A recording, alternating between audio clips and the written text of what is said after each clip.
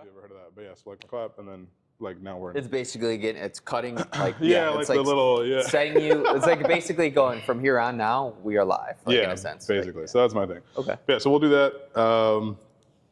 I'm gonna give this show a title. I'm gonna give it 2 titles. Okay. And then I'll let you pick. Then we'll go into the animal fact, and then we'll go into like a very philosophical question. Yeah. And then we'll just ADHD it for an hour. I'm cool with that. I'm 100% cool with that. All right, cool. What's up, everybody? Welcome to my YouTube channel. So I got my buddy Ty Luevano here from Pro Detail. We're going to go through a long conversation about Ty, the detail industry, business, and then cute animal facts, because I watched too much Animal Planet growing up. So, so I like to start every podcast off with a quick animal fact. I couldn't think of anything crazy off the top of my head, so I'm just gonna do like a really simple one. Ty, did you know that cows, like dairy cows, have 4 stomachs? And they process all the grass 4 different times before it turns into poop and milk or whatever. I learn something new every day, I guess. Cool, all right, well that's that one. That's crazy.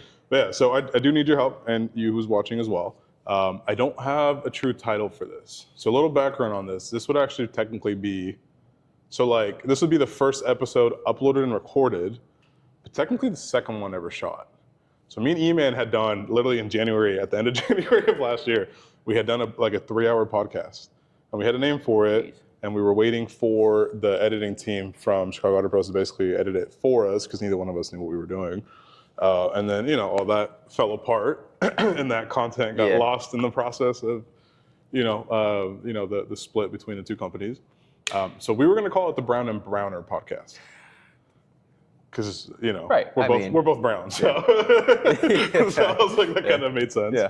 That, like I said, I don't know where that's going to go with it, but I really like that name. I think that name's really like funny but cool. And then like I can kind of see it like on a shirt, like branded with like the 70s show kind of style graphics and stuff. So there's a Brown and Browner. The other one I thought about, I just don't know if it's too. So like I like corny and cheesy, but there's some things even I'm like, it might be too far. So like Shooting Stars, I thought that'd be like another. Okay. So like Shooting Stars episode 1. So like I think it's like a double entendre, and they're both like rap, right? So like shooting a star, taking a video of a star, right? So I don't know. So it's one of those 2 Wordplay. Is what I got so far. Yeah. I think we both like rap enough to, to appreciate that. Yeah. But yeah, so it's one of those 2. If you guys have any other suggestions, we'll leave it below in Facebook or Instagram or whatever. But yeah, so we'll go into a couple different things. Like I said, we'll spend some time on the shop, because I think you have a beautiful shop. So we'll do a little bit of a walk around. I know you're a little stressed out because it's not as clean as you would like to have it, but it is a detail shop. It is a detail shop. It's never going to be perfect. Yep. And your shop is much cleaner than mine ever was, or I think most shops I've been to. So I think you're doing awesome.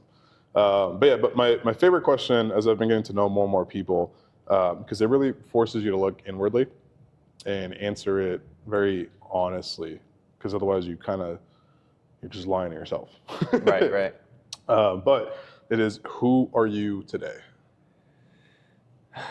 That's a really deep question. I like it though. It's a great conversation starter. It is a great conversation starter, because it's like, obviously at this point in time in my journey in life, I definitely feel like that could be a question I can ask myself multiple times in a year. And have different answers every time. Have different answers, 100%. Yeah, I mean, truthfully, that's one guaranteed thing in life is everything changes.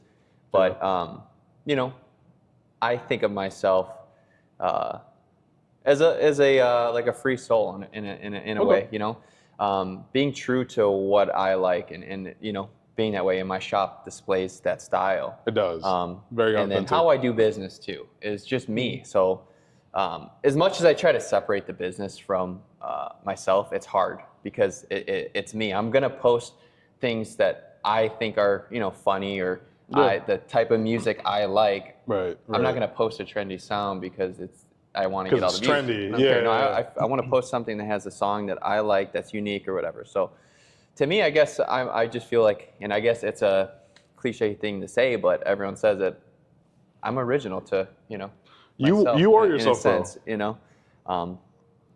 I guess that's the best way to put it, but I'm still trying to figure out who I am. Okay. I guess. So you're a free spirit. A free spirit in a way, I would say. I'm easygoing compared to who I was maybe 5 years ago. Okay.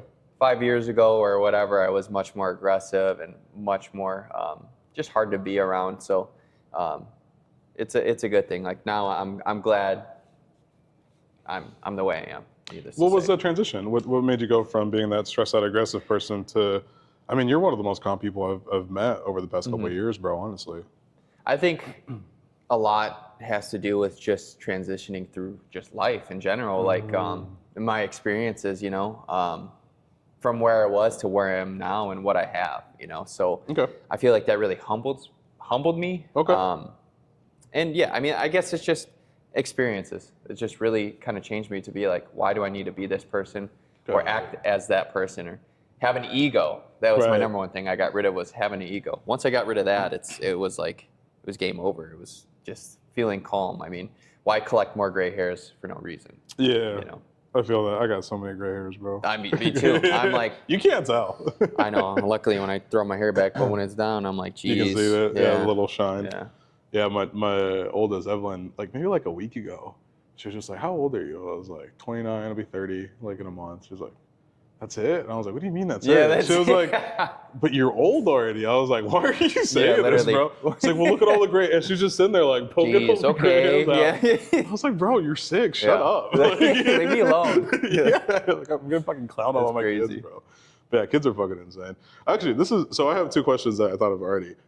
This is more for me. What do you put in your hair? Because you have fantastic hair, bro, and it stays the same all fucking day. Actually, I got asked that by a guy at the gas station one time. Did you really? He's like, what pomade? I was like, is it a pomade? So it is like a spray. I get it from my barber. Okay. So it's like a spray. You basically, it's almost, I can't think of the name of it, but it's pretty much like a styling spray. You can just, you mix it with water and you spray it in your hair, and I just comb my hair and get it set, and it sets. Oh. Or you can use pomade. I use like a matte pomade. But I don't like the pomades, bro. I've tried them. Sometimes it gets too sticky or whatever. I like the spray. It's easy, man. I just spray it in with I get one of those. When your hair's wet? Yeah, when it's wet. So you know what I use is those like Mister bottles. Yep. Yeah. I use one of those and I mix it and then just real quick. So so the guy at the gas station, now you know. That's awesome. awesome. Tell him, I was like, yeah, it's from a barbershop. I didn't give him details. Got it. Yeah, because when my hair started getting a little longer, so like I try to just keep it down. But like, there's been a couple times where I was like, bro, I kind of want to like comb it or like do something with it. Or like if I have a rough night of sleep, I wake up and my hair's just like out. You know what I mean? And like, it takes so long to brush it and comb it, bro, that I was like, I need to find something. So I tried buying like 2 or 3 different pomades. And it was all like one dried, which I didn't like, because then it made me look like I had, what do you call it? Dandruff. Dandruff. Yeah. And I was like, bro, it's the pomade. Yeah. So I was like, I don't like that one. One shaped really well, but it was like really dry looking.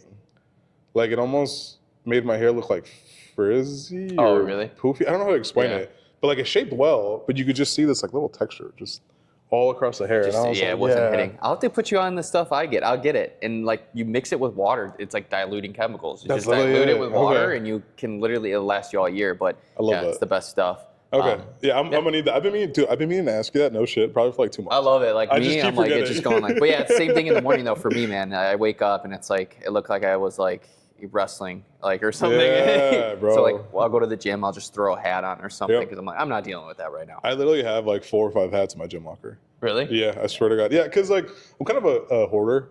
I don't like getting rid of stuff, and I have a horrible habit, bro, of attaching sentimental things or sentiments or emotions to things. So like I have like, what do I have in there? I have an LA hat that one of my friends bought me, like a Dodgers hat. I don't even like the Dodgers, but like I was like, am I getting rid of it? It was a gift. I have a hat from the Academy of Sciences in San Francisco. Okay. A little family trip I took with the kids one time. I have 2 G-Technic hats that Eric, when he was there, had sent me. One was their 4th of July hat, and then one was, I don't remember the other one. But same thing, like, I was like, I'm not going to wear these, you know what I'm saying? Or like, they're kind of old and dirty. Yeah, so I was like, gym, right? Like, that's my gym shirts. It was like, just old shirts. I bought some fabric scissors on Amazon, like $10. Oh, yeah. And we'll just cut it. Dude, I'm that guy. You know what I mean? That's why I love, like, I always beg people for, like, shirts. You can have a business, I don't care what it is. I'm asking for shirts because guess what? Those shirts or sweaters, preferably sweaters, are going to the gym with me. Those are my everything. Well, it's free branding, bro. Oh, free branding. If you need oversized shirts, let me know. I have a bunch of like XLs and 2XLs that people have given me that I don't fit into. but B, like, I don't know what to do with them. So like I can cut them up and put them on and they kind of fit, but they're like they're a little snug. I'm a sweater guy though. I love the pump cover going to the gym. Yeah, so I feel that. If you guys got sweaters, send them to me. Yeah, send them to Priority Detail. Send them to Priority Detail. All right, let's get back on track here because we're all over the place. All right, so let's see. Let's do this one first. Do you think it's possible to separate life and business as a small business owner? Ooh. That's it's another tricky one. Yes and no. Okay. Because depending on your situation, the business could be your life. I mean, for me, the business is my life. It's only my brother and I. So everything that goes through here is done by myself or my brother Blaine. And it's a lot. I mean, we got a lot to maintain. We got this shop to maintain and then all the other things. So, I mean, being here and trying to do everything and then going home, it's to me, I feel like I don't have a personal life, but then I do. When I have like one day off, I feel like I like knocked off everything I needed to do and I want to go back to work. You're like recharged. Yeah, it's kind of once you get in the loop and you get stuck into it, it just becomes natural. So I always tell people that try to start want to start a business, I say, well, just understand that it's a sacrifice. You'll have to sacrifice a lot of personal things. So if you like to just sit home and play video games all day, it's like you're not going to have that much time. Yeah, you might be able to get video games in here and there, but it's going to be cut drastically depending on how you want to be, how successful you want to be in your business. Yeah, I guess it depends on overhead and stuff too. Really, right? Wherever you put your time is where you're going to be successful. If you're putting all your time into the gym, guess what? You're going to be jacked. You're going to be in shape. Yep. So same thing. If you're going to put your time into your business, you're going to should do well. You should do well. Yeah. But for me, I'm still trying to find that balance, and I'm already 4 years in. Okay. But again, it's different for everyone. But for me, takes time. But I'm starting to get there. To have a little bit of more personal time. Yeah, I don't think you get a lot of personal time in a business until you get to the point where you can say no to things. Yeah, that's huge as well. Yeah, that was my big like. It was probably about 3 or 4. Actually, no, it was about 3 years in. But it was like I had just horrible feeling about somebody. Kept like hyping me up, but like in a backhanded way. Well, like you should be able to get that out, right? Like you're the best, right? And I was just like, kind of like I was like, I don't. It was a repaint the truck. It was a SRT Ram, like the 10, like the Viper engine one. Okay. Cool ass truck. But I was like, bro, like half of this is repainted. The guy had imported it from like Mexico or something. We were normally like on a 2-step and a coating, call it about 2, like right around 2 grand, give or take, depending on like little add-ons, but like 15 to 2, but probably 2 on something like that. They're big trucks, you know what I mean? Hard paint, so easy to cut, right? Oh yeah. But did the test spot and like it was just super soft. And then I was just like, bro, I don't know. But then he had like $1,000 budget, and I was like, maybe we could like do like a 2-step on it, but no coating. Right, I'm like, oh, that's gonna take fucking 2 days anyways. So it's gonna go back and forth about it. And then it was like, all right, fuck it, whatever. I had someone I needed to train. I had like an employee I needed to train. So it's like, we'll use this as a training vehicle. Like at least that way I kind of get 2 things out of it. And the guy goes to drop off the truck. He was like, hey, like you guys are gonna do the inside too, right? And I was like, I love no. that. I was like, it's just outside, bro. I was like, if I have time, I can maybe squeeze in like a vacuum or something, but like it's just a favor at this point. Like honestly, it's like we're losing money on the invoice. And then he was like, okay. He was like, well, yeah, like I got these like spots in my headliner. Oh. And bro, it was really like water stains. And I was like, dude, that's gonna take like a significant amount of time just for that. And the interior, and it was like for $1,000. Like it doesn't make sense. There's no, that's the signature one is you get a job and you're working on the job and they go, so you're gonna do the interior too? Yeah. No. Well, it's like, we used to use your Able, so I was like, bro, I was like, it's all itemized.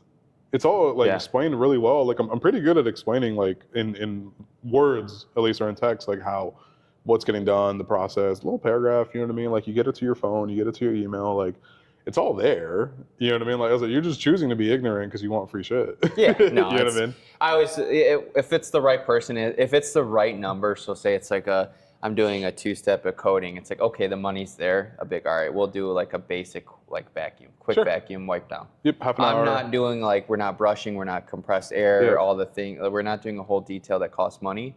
Like we just can't do that. We gotta hit our bottom line on jobs. So but that's a known thing that happens all the time. For sure, Love it.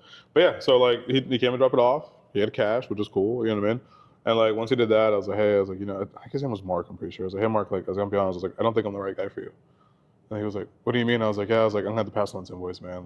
Like, I can refer you to other people, like we'll send you other directions, but like I can't help you here. And he was almost like offended that I didn't want to take his money. Yeah, then he came up to like 1,200, and I was like, Mark, I was like, I have a feeling that like we're gonna get to a point where you're not happy and I'm not happy. Yeah. And I don't want to do that. I was like, you've been a nice guy, man. Like I don't want to give you a bad experience. I don't want to have a bad experience. Like I'd love to work with you, but I don't think we're the right fit. Here's 2 or 3 people I could send you to. And he just wouldn't like leave for like 20 minutes. Yeah, dude, for like 20 minutes. You're just trying to convince me to like work on his shit. And then he finally leaves, and I remember just feeling this like weight off my shoulders where I was like, you know what, dude, like I need to do that more. But that was my first moment of like, hey, like we're somewhere now. This isn't like a hobby anymore. Like you need it. Like I need this. Yeah, don't get me wrong. I needed the $1,200. Yeah, it's $1,200. But at the same time, you knew that $1,200 was really not $1,200. 2 weeks of stress. And just more stress. I had that with an '89 Mustang in here before with a guy. Yeah, not the last one I did. There was one a while back I did. It was a single stage paint, everything on it. Yep, OG paint. Dude was washing the thing like entirety of the life of the vehicle with dish Dawn soap and not waxing it. So he's like, why do I keep getting, why does the car look so faded? It's red, it's a red Mustang. I think I saw that one when you had it in here. Yeah. That's the one I put C1 on, I believe. Yeah, I remember now. Yeah, lacquer. Yeah, I do remember that one. Yeah, same thing. At first, I was like, I don't know about this because the way when you start talking to the person, you can kind of tell that, I mean, we know in the industry, you just talk to someone, you're like, yeah, this guy's going to be a problem. Yep. Like, no matter what, he's going to be a problem. And the same thing, I overestimated the number. I was thinking, no way he's going to take it. No way. He does. And he took it. And I was stuck with that car for like 2 weeks because, there was the trim on it and everything. Sure. I tape off all my stuff, which, guys, we need to start doing more. Okay, there's on this Ferrari, there's slash marks on it, and that's not from me. That's from whoever did it in the past. We need to tape our stuff up. Make taping great again. Make taping great again. Anyways, he tried to claim that like something happened to the black trim. I'm like, dude, this has looked this way the entire time. I showed him pictures of the tape on the trim and everything. So he's like, do whatever you have to do to fix it. I'm like, trying to be nice. I'm like, okay, I'll try. I tried the that one dye, the black dye. Oh, Solution Finish? Solution Finish. That's a good one.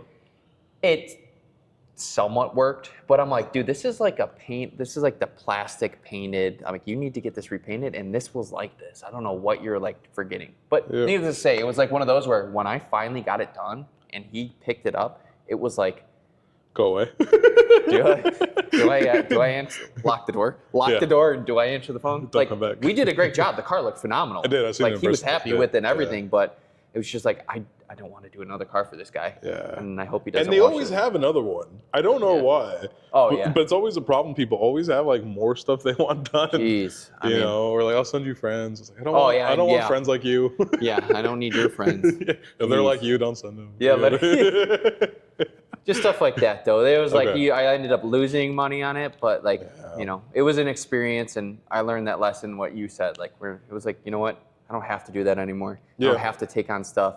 If I can foresee that it's going to be an issue, why not like cut it off and find something? I can find something else. Well, that was my thought with the guy. Was like I did genuinely need the money. Like, don't get me wrong. Like at that point, we were probably just barely cracking to 100, maybe cracking 100. Like maybe that year, I think was the first year we even remotely hit 100.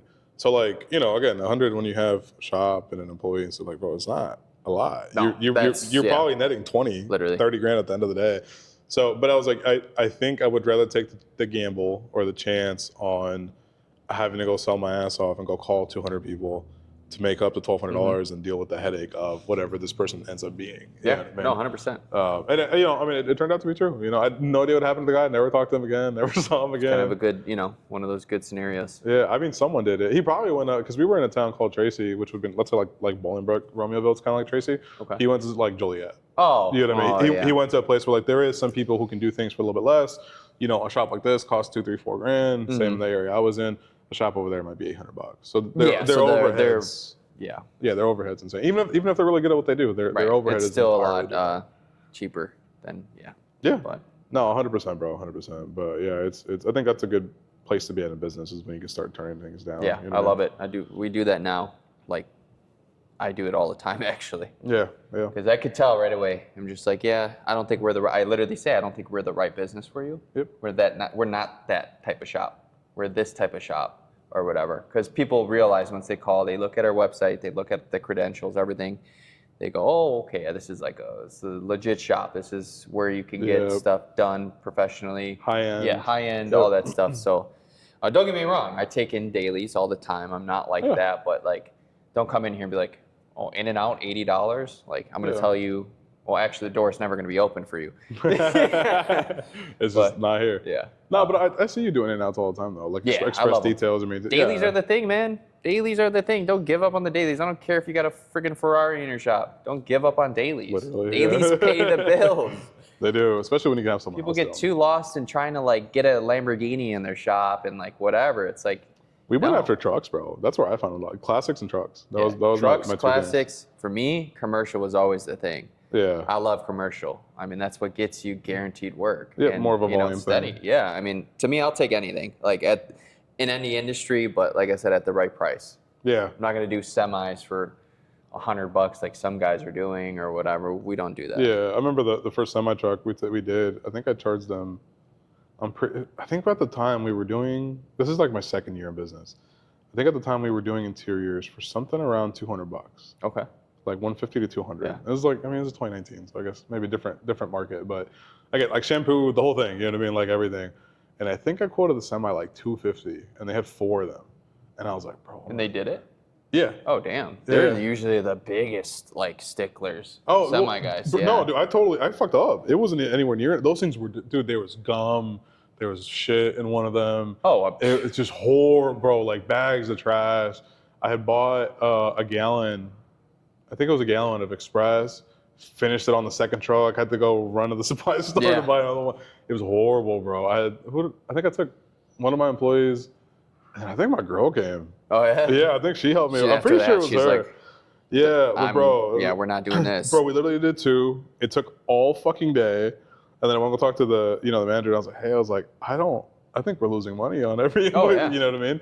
And they're like, okay, well, like, like, what do you guys need to be at? And I was like, probably 400. They're like, yeah, no, our other guy does it for 200. Like, we just like you, so we wanted to. You guys got a good price. Over here, they're like I said, there's guys doing it for like $80. Like, genuinely, like full details on semi-trucks? Like the sleeper cabs? Yes. Oh, God, why? And that's when That's crazy. That's my response to the people. I go, you know what, can I actually have their number? Yeah, like, can I sub them out? I'll just sub them out, man. Jeez, yeah, no, that's crazy. That's my beginning of like detailing. I thought 250 was too low, bro. You semis. 80. Oh, really? That's why I really don't like doing semis because it's like the PTSD. Dude, yeah, I mean that's what I used to do. I used to do in high school. We used to do that. Like I didn't have a real job in high school. It was me and my one buddy. We load up. He had a Honda Civic. Okay. We loaded a generator in the back, and then we had like literally like basic what was it? Purple Power. Yeah, whatever. Yeah. The degreaser. Super degreaser. Yep. And would go like or super clean. Yeah, super clean. Yeah. Yeah, super clean. Yeah. All those like that's fucking. You go to like Advanced Auto Parts or something for it. per gallon. We went, did all that stuff. We would go to this one like lot, and this one guy, dude, he gave us a shot. He literally bought a fleet of trucks and like trailers and everything. And like we lied to him because we were like, yeah, we're like 18. We were like, probably 15, 14, 16. 15, Yeah. Like, oh yeah, we're this is like a second job of ours, whatever, and whatnot. And he every week, every single day we had a truck to clean. So it was nice. We made a lot of like cash at the time and all that. But it was again semis, dirty, nasty. Getting so like the fridges, everything. Just some people. Fridges. I'm like, I get it. You live on the road, but like. I live in my house and it doesn't look like that. You know what I mean? Yeah. I don't know. Look at your shop isn't fucking messy like that, no, bro. I mean, the floors need to be clean just because all the salt and shit that's been going in here. But yeah, but it's not that bad. It's I'm telling you, I've been to shops where I'm just like, I'm surprised people let you touch their cars. I used to work with a guy like that, man. That this is the body shop guy? Yeah. Yeah. What's that story like? Because so you go from doing these semis when you're 14, 15. Yeah. What's the next thing to make money? So when I was literally right out of literally the day, I didn't even go to graduation when I graduated high school. Yeah, I didn't. I was like, I hated that shit. I hated school. I wanted to be done with it. I wanted to work. Yep, feel that. I went into residential electric. So I used to do, okay. like piping houses. They call them roughing houses. Okay. So I did bending all the conduit and everything and doing the houses, pulling wire. I did that for like 1 year. That sucked. I was making $11 an hour doing all that shit, working in like negative weather, just terrible. bottom of the barrel. Okay. Everything. Bottom of the totem pole. Yeah. So I left that. Okay. Then got a job doing like basically welding, like repair, service tech. So I used my electrical skill knowledge to fix like overhead doors, dock levelers, all like the stuff at warehouses. Yeah, commercial like, buildings. Fix all that stuff. So like very handy. That's why here I got all these tools. Like all these tools that I have around, like I can build shit, whatever I need. So it's all like knowledgeable in that sense. Yeah. But at the same time, I was always doing stuff with cars, like at the house when I was in high school. My friend his parents had a body shop. So we used to go to his garage, he had an 8-car garage. Okay. He used to always do projects. He had a cornet. Cornet that we used to sand down and everything. We were prepping for paint and all this stuff. But just grew up always working and wrenching on stuff. Got out of the mechanical stuff because it was always a problem with mechanics. You start one thing and it turns into another thing. Yeah, while you're there. So got out of that and then ended up going to my one friend's body shop, helping him out, doing like managing it, and then also became the finisher. So I did all the everything that got out of paint. I completely denibbed, sanded, buffed. Oh, is it on the cornet?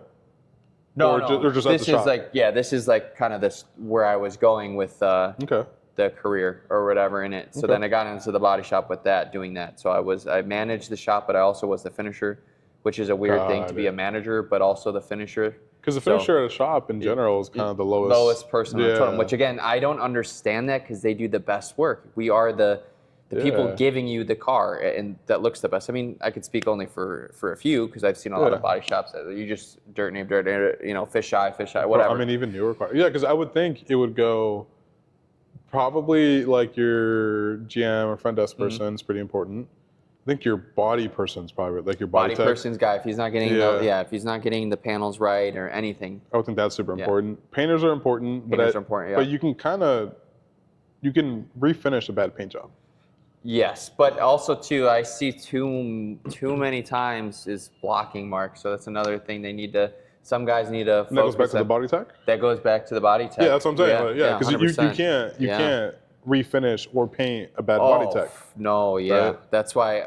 To me, those guys are super important. Is the body guys, the body techs that are actually. It's like getting it all prepped for the paint and all that, and then the finishers. I mean, that's what I'm saying. I think after the body guy, it's probably the body tech. It's probably your finisher. Yeah. So I had a really good relationship with the painter, and he would always, we just worked well together. Always joked around.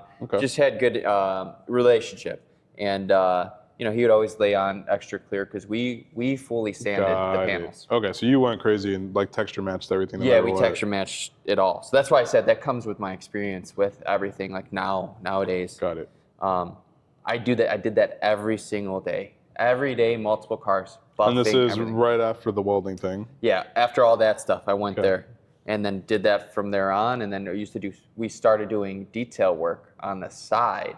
Like after hours, basically. So we had through the body shop or through your own thing? Okay, got it. So you get in the detail work through the body shop. Yes. How did that happen, or how does that lead to this now? So it really started to also like a little quick, I guess, going back a little bit to like I guess finding like detailing for me that it like just fit my personality was. I used to do it all the time. Like when I got my car brand new, I used to every Saturday clean it up, do detail work on it. And I just grew up in a household where my mom, like in every Saturday morning, that was the thing, cleaning the house. Everyone had a job to do. So very like OCD on cleaning and keeping, everything in order. So it kind of transitioned towards that. So obviously when I was an adult, it was like I had my house and everything too. I had my condo. So I was like doing that and, going to the gym. So I was very organized with stuff. And I was like, I just had a thing. Yeah, I just had a thing with like getting people's cars cleaned. And I was like, well, damn, people are paying for this stuff. You know what I mean? And Right. I'm all about like labor. That's all I've known in my life. Is labor. Hands-on. Yeah, hands-on. Yeah. That's all I've done, you know? That makes sense. Yeah, so that kind of also played with that. So whatever, we were kind of like, let's just add this as a service here, you know? Well, and you're the shop manager, so you can. I was like, we can. Yeah, And, yeah, you know, right. it's just And then you'll do the work. Yeah, I'll do the work, Okay. and then me and the other guy did it as well. And I mean, like I said, we're buffing. That's what I do every single day, and Right. people are paying money for it. But at the time, dude, we were doing like buff jobs for like $240. Yeah. I didn't know though. It was like what, 2019 probably? 2018? Yeah, around 2018. Yeah, I didn't know. I didn't know that there was a market like this. Same. Yeah. At the time, because then when I finally did it for myself, like I finally broke off there and did it for myself, everyone's looking at me like I jumped the bandwagon. I'm like, what are you talking about? I've been doing this. Yeah. You know what I mean? I've been doing this. Yeah. I didn't know you guys are charging damn near $1,000 to buff a car. Like shit, where was that? Bro, I was You know? happy making $500 for my first dude. Probably my first like legit 100 paint corrections were 500 or less. And I was happy. Oh, dude, Because it was like $500 in like 2 days. I was like, literally, bro, this is fucking I was chill. like, I'm rich. I'm Yeah. rich. I'm rich. And then Yeah. I was like, slowly, I was like, oh shit, yeah. No, so it went from there. It was just, you know, problems with me and the owner eventually arise, where it was, again, he was my partner in the detail thing. We were actually going to open a separate shop. We were literally in the works. Detailing. For detailing. We were in the works of doing that. Oh. And a lot of things exposed itself, which is good. Like I said, I'm a big believer in like the universe and stuff, like I said, and all that, and showing signs. Yep. We got denied like 3 times. We had the money, we had everything in line. For some reason, things didn't go through. For the lease. Naturally. Yeah. Whoa, that's crazy. So That's it was like a insane. weird thing, and then I started having these like kind of second guesses and all this stuff, and then like it just didn't work out. And it was like, why am I, you know, trying? And then he exposed, you know, things happen. I don't want to get into the business of like with that, you know, I'm kind of over that stuff, but things so happen. long ago Yeah, too, it was so bro. long ago, you know, just needless to say, like, I'm glad someone did me dirty like that, because I wouldn't be where I'm at. I gave you the push you needed. Yep. And again, like so I say, the universe kind of pushed me. So now every time I think about it, like right now I'm thinking about it, I'm like, damn, yeah, I would still be in a shop where there's literally, we had rats and stuff because we were like close to the city. So we had rats running around, which was a big problem. Everything, and like dust. He didn't want to put his money into his equipment. That's, I mean, as you can see here, I put all my money into my equipment. And it looks beautiful in here, bro. I mean, equipment is what makes you your money, and that's why I hate when people try to skimp on that. But needless to say, left there and started mobile. I started my own thing. I got a van, and I basically went in the mindset of just getting uncomfortable and saying, listen, if I fail, I can always go back to going to another body shop or whatever. It does not matter. I just You took got a risk. backup plan. Yeah. I had a backup plan. I can work with my hands. I can go weld. I can do whatever I need to do. Electrical. yeah, literally. I hated that, but did it. But it pays the bills. It pays the bills. I mean, it comes in handy when I got to do shit, hang a ceiling fan at home or whatever, you know? Yeah, saves you a couple $100, right? But yeah, no, I went mobile, and I told myself, I was like, this is not going to be permanent because I'm not a mobile guy. I came from a shop. Last thing I want to be is just stuck mobile.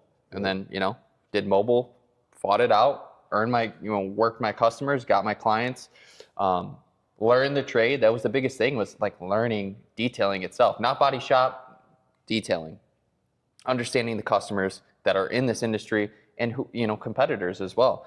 And then, got the shop, and then, you know, here we are, still going at it. And I will always say, I'm never finished. I'm still learning. Everyone should be learning still. You know, there's always something new you can learn in this industry from someone, you know.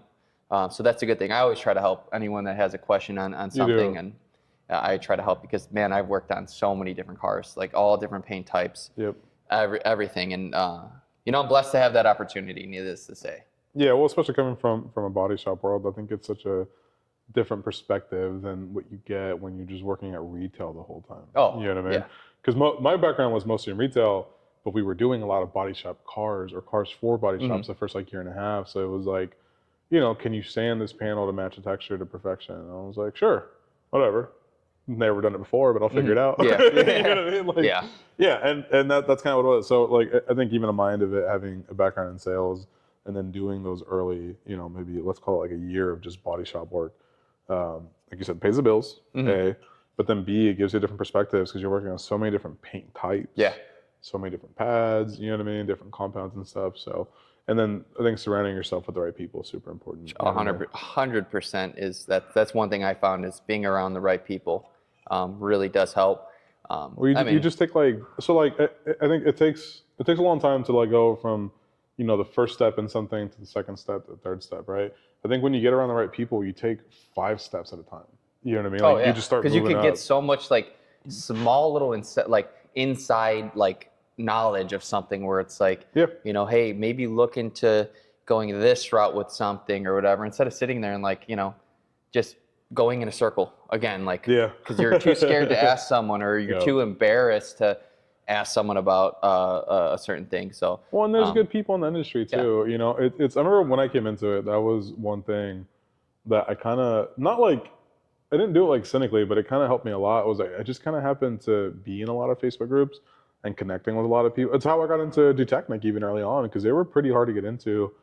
Maybe not like crazy hard. It's not, maybe not as hard as like, let's say like Modesta or something, where like that's a super exclusive network, but like harder than Ceramic Pro or some of these other brands, right? Where like, you know, you do a certification online for them and then you're on board, right? But I remember, you know, asking at the time, it was Kevin Davis. He was the account manager for Dutechnic. And then asking him, not even that long ago, bro, maybe like I got in like 2018, maybe like 2020 or 2021. I'd asked him, I was like, hey, like, why did you let me in, bro? Because I broke all the rules. Like I was a home based, which they didn't do.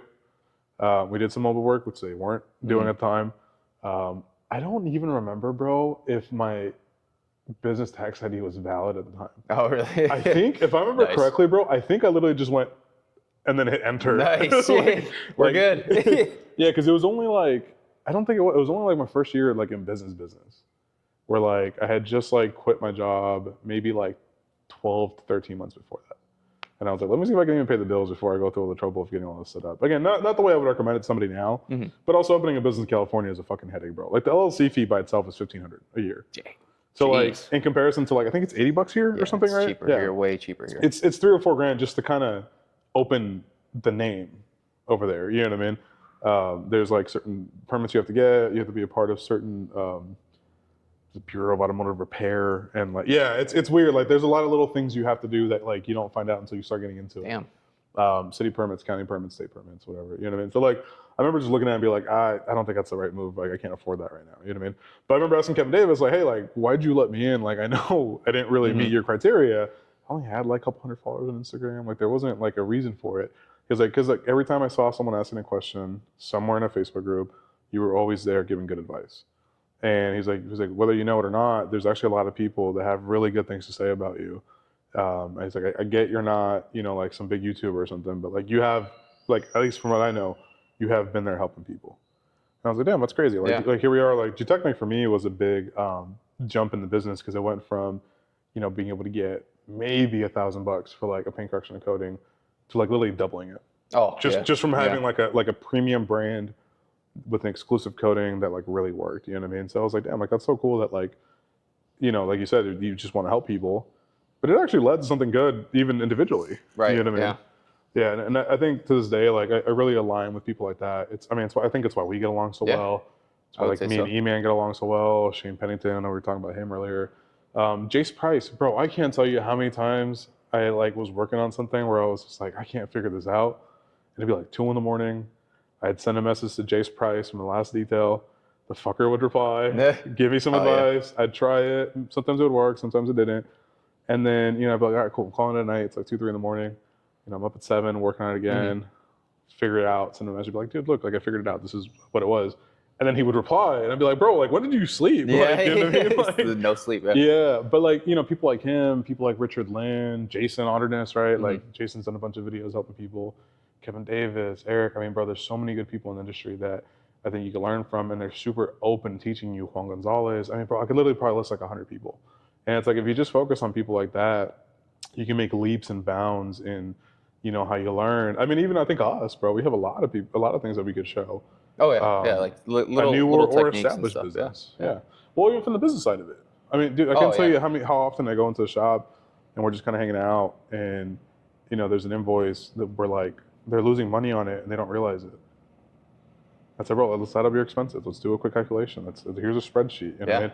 You're like, what did you charge on this? That's another thing, actually. It's like, hey, you lost $300 on this invoice. A lot of guys, that's what I see. Like, especially a lot of mobile guys, they're not really getting the business end of it set. They're getting revenue, not profit. Yeah, and they're not really tapping in, and that's the issue. You got to make sure it makes sense, you know. In a way, like that's why I said when we did mobile, I had a game plan. I knew what I had to make to make money, and even then with the semis have some saved, have some make sure we're paying our dues, whatever we have to pay, and then some taxes, saved, bro. taxes, all that. Oh my in God. order to do our level up, which was get a facility, and then to get the facility was to then make more money. That was the idea. So we can offer coatings, we can do tint, we can do all these things that are going to generate more income. How do you run a mobile business in Chicago? Because like where's my phone? I think it's like 2 degrees outside right now. Yeah. So right? Something like that. My experience during wintertime is that's the thing. You really need to focus on building good relationships with customers. Okay. Mine, I got lucky and blessed with very good people, mainly guys that owned businesses where they had, say, semi trucks or they had personal cars. They would know, oh, can you come and wash my car? You could do it inside my shop in wintertime. They did it because they wanted to keep me busy. Right. So that's what I say, got it. For me, they that were was looking my out for you. experience. Yeah. Yeah. So I dealt with it, but I remember at the time, I used to bring all my chemicals inside my condo. It was a pain because I'd have to have it on top 5, the 5th floor, man. Bring all my chemicals up. It was because it would freeze, right? Dude, it was bad. I hated. That's why I was I'm getting in the shop. I'm getting. It was a thing I manifested in my head because I was it just was terrible. So it's I don't know how some of these guys in the Chicagoland area are doing it, but power to them, man. It is rough. It is rough because it's I know some guys, they have to get they get a seasonal job or whatever during this time, but it was rough for me. It was one of those experiences where it was kind of I had to, I guess, go through it to know what I want, and I said, this is not what I want. Right. In summertime too, as well. It gets hot here. Bro, yeah. Dude, I got sun poisoning. Did you really? I worked, the one time I worked I think it was some melanin. 14-hour day. Yeah, 14 hours outside in the sun, man. Yeah. I go inside and I'm I just don't feel right or whatever. The next day, I'm I felt like I got the flu or something. That's what crazy, the heck? You know what I mean? It's just all this stuff, which is another thing, guys. Take care of yourselves. Oh God. We're so in pursuit of profit. We're so in pursuit of getting the job done, making money. We forget about ourselves. So we forget about just stopping and drinking some water. I mean, I've known that so many times. I don't even eat during the day because I'm laser-eyed on the job. But it's man, it'll come back to you. Trust me. It will come and creep up. 2 weeks ago, 2 weeks ago, 2.5 weeks ago, 3 weeks ago, something like that. First week of the year, I was supposed to go do just a 1-step and a coating on my buddy's truck. He has a shop that he lets me use, so I was whatever, bro, just pay me labor rate and materials. A couple $100, you know what I mean? Just no big deal. That turned into a full body matte PPF job, all custom cut. Nice. Same deal. Hey, a couple $100, we're cool, we're homies, you know what I mean? And then, I'm 4 days into it now. The shop was it's a clean shop, but the shop itself wasn't clean. 10 times worse than this, bro. Just covered in hair. So you guys tint, so contamination, right? Blah, blah, blah, right? So I'm just finding contamination, bro. It's taking me 3 times as long. I would lay a panel in 5 minutes and then spend 30 minutes getting trash out of it. No. You know what I mean, right? Yeah. So now it's Saturday, I got this Audi that's coming in that I'm doing a paint correction and coating on. Bro, I stayed up for 35 fucking hours straight, working on both cars, putting them back together, had one meal, and that entire time, don't fucking know why. Because I know better. You know what I mean? Yeah. I've done that before, right? Truck ends up, something goes wrong, doesn't get put back together, $4,300 bill to pay now. Damn. On repairs. I was bro, I should have just gone to sleep. Mm-hmm. I should have just pushed it back. I should have just said no. You know what I mean? And it's even at the experience level I'm at now, I still catch myself doing stupid shit like that sometimes. I can say the same, honestly. You know what I mean? I can't say I don't do that. But now I try to get smarter with making sure there's more time on a certain job where, a paint correcting job. I ask the person, hey, this is a big job. I know it's not going to be, I could tell you 2 days. I know it's not going to be 2 days. Right. I probably need 3, 4. Right. 3 or 4. If everything goes according to plan, it's 2. Just because it's just, especially paint correcting work, nothing really goes the way because once you actually start getting in and start working the paint, shit goes different. One panel could be a complete breeze, and then this this thing is like 4 different colors on it. Yep. I know it looks super yellow in the video. Yeah. But like if you guys see it in person, like there's a fender that's a different color than the quarter panel. The little sun strip by the convertible top is a whole different color than the quarter panel. Like Yeah. and like shades different. So that's all different paint jobs. It's all different. And all the intricacies on this, the curves. Yeah, like, that's the paint. and it's of course like the deep scratches are right on like the hardest Edges, parts to yeah. get. And it's like obviously our goal is to try to make something look perfect, right? Yep. But yeah. Perfection's not profitable, Yeah. man. Yeah. It's not profitable. I fucking hate to say it. That was a hard lesson to learn too. Is like again, coming from a sales background, like we had a commission structure that was based off of profit margin. You sold something at this profit margin, you got 11%. Something at this profit margin, you got 8%. You know, and it scaled down. So it was like, you know, if you sold shit at a price lower than what it was supposed to be at, you literally took money out of your own pocket. Yeah. Like you want to give mom a deal, you're not making any money on it. Right. Yeah. Which is cool. Yeah. You know what I mean? You want to give some random stranger a deal, you're still not making any money on it, right? So coming into detailing, like I think it allowed me to at least keep track of my costs and like overheads and stuff on everything, you know, all the way through. And thankfully, like I was able to stay profitable through a good chunk of it. But bro, I can't tell you how many times I lost money on stuff where like I didn't realize it until afterwards. You know, and it was crazy because like, you know, you'd be so proud of like these insane paint corrections you would do. It'd be 30, 40 hours and you get like $1,000 or $1,500. Yeah. And then you start doing the math and you're like, I don't want to that think was about like $6 an hour. all the you know? times that has happened to me. You're like, Yeah. the person's like blown away, and you're like, yeah, I would be too if you paid $800 for that or something. 40 You know? hours It's like, of work. Yeah. like you did because for me, it's like the same. I have this problem where it's like, okay, it's only a two-step or whatever, and then I'm over here like now I'm spot sanding. You gotta change I'm it, bro. spot sanding now. You gotta change it. My biggest thing with finally, so there was 2 things that finally got me to work around it. A was it's not your clear coat. You don't get to decide how it comes out. So like, stop touching other people's shit. That was a hard one because I was just like, but I want it to look good, Yeah. right? The other thing was changing it from 1 step, 2 step, 3 step, whatever, to minimum defect removal, right? So adjusting it from like, hey, at this price point, we're at 70 to 80% of all the defects will come out. It's this price point in my head. It's projected to be 12 hours, right? Yeah. So it's 1,200 to 1,500, right? Something like that, which is 100 to 125 an hour. Our shop rate was 106 an hour to break even. 124 got us really profitable, right? Like knowing the numbers helped a lot. But what it does is when there's a stubborn scratch, you fucking look away. And if you have time afterwards, you go back to Right. it. Yeah. You know what I mean? And that was my like happy point. And like doing something like this, right? Like if you want to do like a crazy perfect paint correction, and this is the only time I would use the term paint correction on the site, on the Urable or in person, was it is a blank check detail. It is subject to approval. It is in person only. We're gonna do an analysis of the paint. Like I would just make them jump through so many fucking hoops, right? Which again, like I saw it because I love doing it, but it wasn't profitable, right? So we get to the point where they're like, even if someone wanted, like on this guy, right, or this owner, excuse me, we're gonna go through it. It's like they come in, we do the in-person valuation, we'll measure out the clear coat, we'll take photos of everything, we'll decide if we can do it or not. Projected hours. It starts at $3,000. It's probably gonna be $4,200.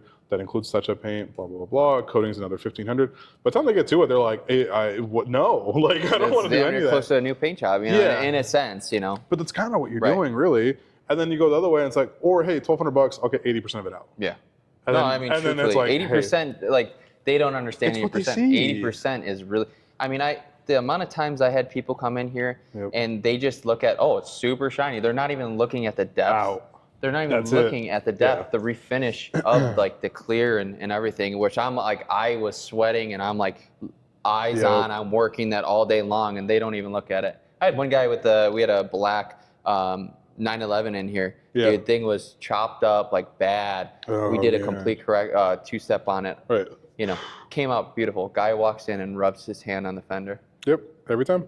This looks so good. Yep. You just scratched it. I hate you. Go away. Yeah, and I was like, I just didn't spend Every all fucking this time on your car, you Every know. time. But whatever. I mean, that's just the name of the game, and It's sometimes why I you got gotta into give it up, PPFs, bro. It's why I got into PPF because it was like, you know, I had one of my friends, his name's Cameron. I did his Mustang Coyote probably 6 times at $500 a pop over like a 16-month period.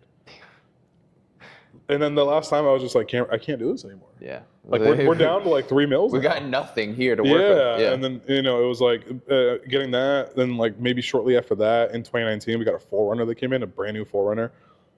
And, you know, it had some swirls on it. It was white, but like it had some swirls on it. and the guy wanted it paint corrected and coated, and I was just like, bro, it's 2.6, 2.8 mils almost everywhere. Like, I can't do a whole lot with this. You know what I mean? I was like, we can coat it, I'll polish it and coat it. But that's what got me into PPF, was just being like, dude, the way the industry's going, the way paint is going, it's getting thinner and thinner and thinner. Waterborne. Yeah. Super thin, man. Shout out California for ruining car paint.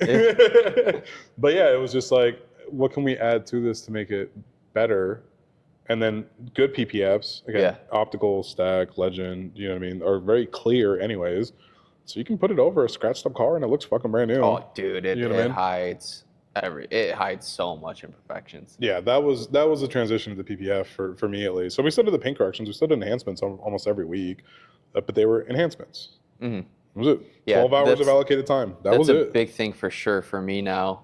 Is I guarantee when anyone comes in here for any type of machine work, and I label it as machine work because that can vary of what we're talking about. It could be a machine polish, it could be up to full correcting.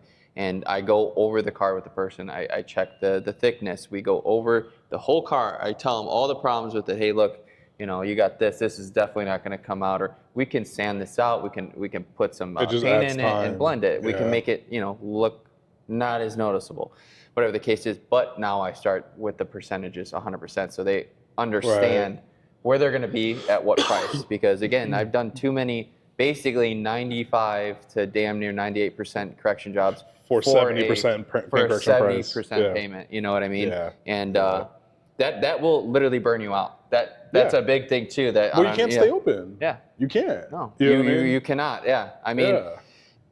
There's just no way around it, and for me, it's really the burnout, like, because you're working on something all day. At least for me, I'm working on something all day. I don't stop. I don't take lunches because I'm trying to get this job done and as good as possible. Yeah, and nothing goes quick in detailing. It's the name of the game, detailing. You know, you're spending the time. People are paying you for your skill to work on their vehicle. So you find little shortcuts, but you're not going to cut a 12-hour paint correction down in 2 hours.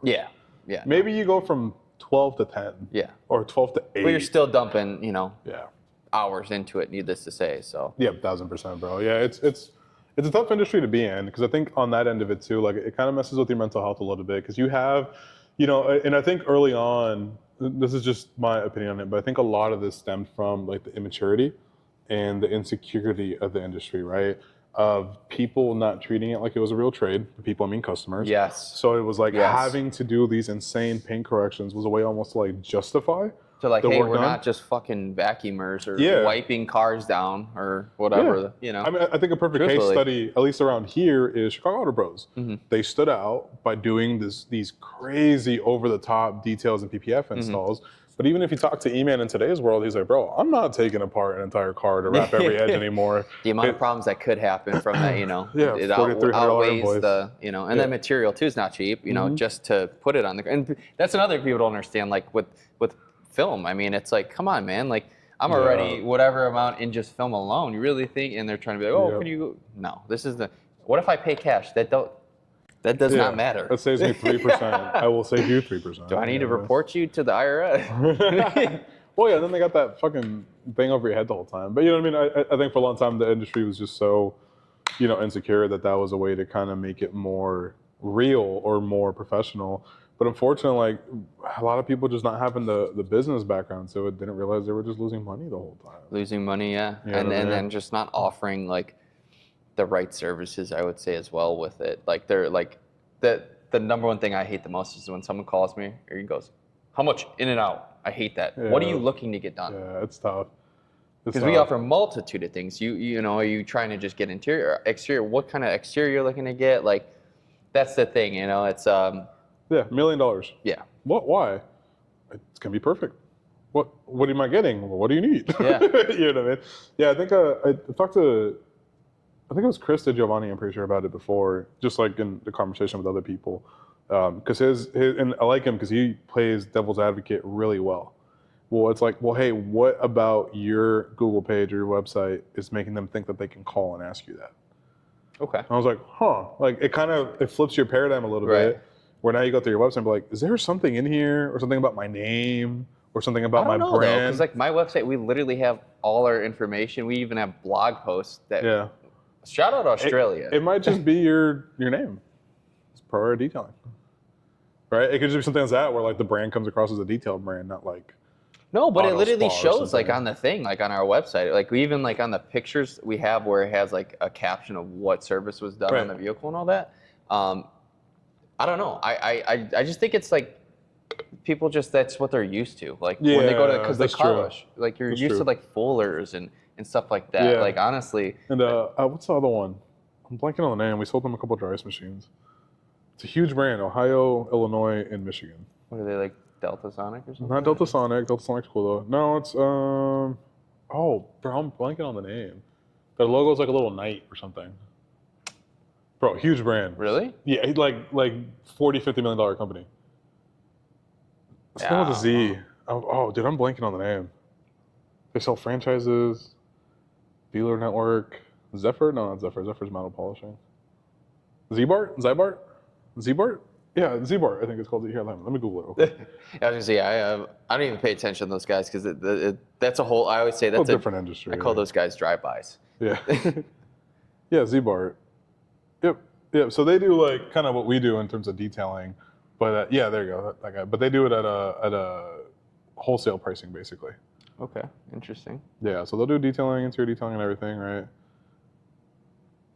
But it's probably under 200 for everything they do, if I had to guess. Okay, where's the price point? Yeah. Okay, whatever, I can't find it, but yeah, estimate. Oh, they have quite a few locations here. It's a huge company. Okay, yeah, they have like a salesperson reach out. Okay. Yeah, those guys have to have like big investors or something to maintain. I just don't know how they're able to. If you're doing a detail for $150 on top of all your expenses and everything, and then payroll. Those volume guys. game. Those guys are probably for sure. The employees are only probably making like $15 an hour or something like that. But. No, you'd be surprised. There's a guy named Kevin out here. I don't think I can say the business he owns because he's pretty private, but he has a reconditioning shop. Okay. So for dealers, dealer comes in. So his base price is $150. That includes full interior detail, engine bay, decon, and a polish. Okay. Right? 7 guys working on it, but all the add-ons are at retail. Roxas repair, retail. Leather repair, retail. Okay. Respray, retail. Wheel refinishing, retail price. Yeah. Right? So their name of the game is try to like get those like up charges in a sense. He does $9 million a year. So keep in mind, $150 divide that by $9 million. He's doing about 2,000 cars a year. But like the 4 guys I met. So his 2 were like foremen, 2 were just detailers. 2 foremen were making 120 and 140. And then the 2 entry level guys were at 50, 60. Not entry level, but like solid just detailers. Which is like, that's kind of like a normal detail price range for like an employee anyways. It's like 50, 60 grand on the high end of it. If you can do paint corrections and coatings, right? But yeah, when we were talking, because we were just talking one day and I was like, bro, how did you, like the math doesn't make sense to me. Like how many cars are you doing? It's like, on the low end of it, 1,500, but usually about 2,200 on average. I was like, oh, that makes sense. You know what I mean? Getting the good volume for it, Yeah, so like Z-Bar has a similar model. And they, if I remember correctly, I'm a little fuzzy because we talked to them at SEMA like 2 years ago. But it's something along the lines of they were Ohio based and someone somewhere had a contract for dealerships or like the dad was connected to dealerships in some way, family. So they were able to get a couple contracts at dealers like off the rip almost. Maybe not off the rip, but let's say within the first few years. And then they just scaled it. Yeah, it's really the commercial side. You get commercial like dealership body shop work we got a body shop gig. Yeah. And that pays. Like I always tell guys too, like well, especially the body shop. Stop looking like just at residential. Look commercial. That's what really gets you those guaranteed checks. Well, in their businesses. Yeah. They utilize you. And it's again, like wintertime, we're staying busy because I have body shop jobs no matter what. But again, I had my experience. I knew how to maneuver in the body shop world because I managed the shop. So I knew how to talk with other shops and how to, how we can offer our services there. But yeah, commercial, man, that's a big one. That's my main goal. I actually prioritize commercial, like trying to get more commercial accounts over residential. Really? Okay. Yeah, that's like over my like big retail thing. pricing? Yeah. And a lot of people disagree with that. A lot of people say, no, I like more residential. Okay. I think as long as you know your numbers, you're fine though. I'll still take residential, but if I had to pick I would take commercial Only? all day. Okay. All over residential. Just guaranteed. Yeah, because it's like it's cutthroat. You know what the service is. Okay. It's nothing more. It's nothing less. Yes, it might be at a cheaper price, but volume is making up, and Sure. volume will add up. But that's to like the total. Kevin guy I was just talking about. Exactly like that. Yeah. Yeah. Yeah, I think he told me, if I remember correctly, his and this is, I love people who know their KPIs who yeah, it's like our average invoice is $186. And I was like, okay, 186 times 2,200. That makes sense to me. Like that makes sense to run a team of whatever it was, like 50, 60 employees or something. Yeah. You know So what I mean? we do 180 a car at the body shop, and that's full, like complete inside, outside. We also do prep washes for them because they got to prep wash the car before they start working on it. Got it. So it's everything included. Full in inspection. That. Yeah. But they're getting the great end of it by their reviews on their own business are coming up as we're getting our cars clean. We assess all, like, you know, if there's overspray, we get everything off. Same thing. We're in the shop too now because we do tint everything. So car comes in, they had their window smashed. They need tint back on it. Well, guess who's doing it? We are, because we're doing everything. So we stay relevant in that shop, which is like key. So I mean, that's something I recommend. Go to these body shops, offer your services. I mean, a lot of them say, oh, we have our own detailers, but show them that. You know what? You're not wrong. Because I'm looking back to it, right? Because if you were to ask me the same question, are you taking commercial or retail work? I would say retail, because I like retail. I like the higher earning potential. I don't mind. I have no issue calling 180 people in a day. I really don't. Like, it's what I know. It's where my brain goes. I will call or text. It's what I did at Optical, bro. It's what I did for my own shop. It's what I did for Ashley Furniture before then. Like, our old quotas were 50 people a day. I call 180. Yeah. So, like, it's just so normal to me to just be on the phone calling people. So I don't mind it. I think if you don't like that part of it, just find commercial accounts. Yeah, commercial accounts. But then commercial, though, is a little more, like, in a sense, close to corporate, too, as well. Yeah. So you got to be able to kind of have, like, so luckily I have a good account manager. So, like, obviously I'm working all the time. So it's like anything on the back end, like right now in this season with taxes, I'm getting calls, W-9 for all the commercial. Can you send over the stuff? And I have her take care of that, her take care of all that stuff. But get a good accountant, bro. Yeah, it's just, that's so important. being on a business, because again, they're a business, you're a business. So they're going to try to make it make sense for them. You got to make it make sense for yourself as well. And if you could do that, I mean, it's setting yourself up for success. Yeah, but you know what, though? I do think you're right, though, because again, as I'm kind of reflecting on it right now, like, we did grow a lot as a business by just having relationships with other businesses. I wasn't trying to get commercial work. It was like, I really like eating here. Can I meet the owner? Yeah.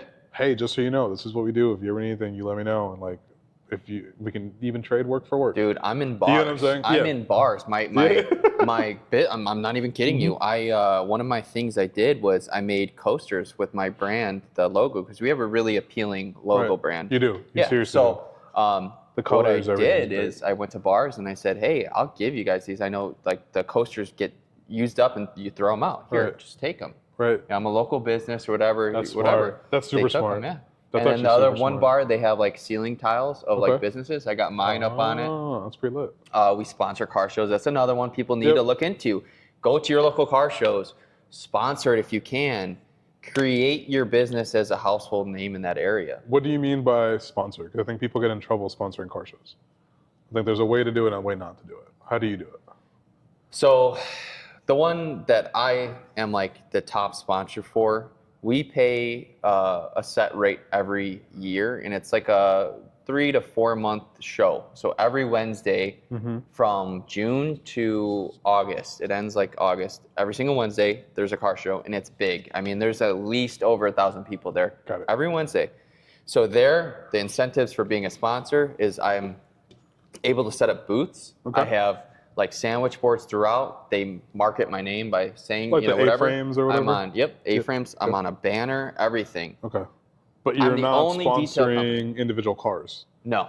Okay, because I think that's where people get in trouble. I'm sponsoring the show to make it happen. Got it. Where it goes with all, like, the people that work the show, like all the public works guys that gets to pick up all the garbage and all that stuff. So basically supporting the community. Got it. So it's also a good look in general for your 1000%. business, depending on what town. Like the town I'm talking about, I live there, so I obviously want to create a good image. Of course. And I'm the only type of detail. Like we're the only type of there's another car wash detail business, but they're not at our level. Yeah. So I want to offer, because there's high-end cars in the town I live in. I want to offer the best quality to those specific customers. Exactly. Okay, see, that makes sense to me, because I've seen and done the individual car sponsorship.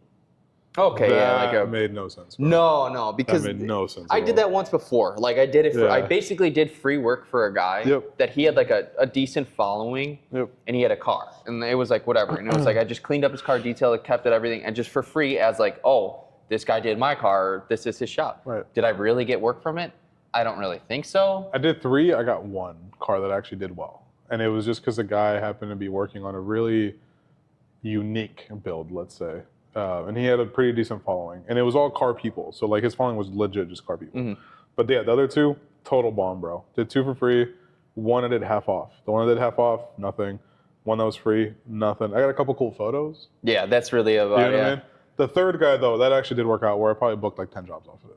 I do, like, so I've done a couple, like I did that the fraud Taurus, that one I had here.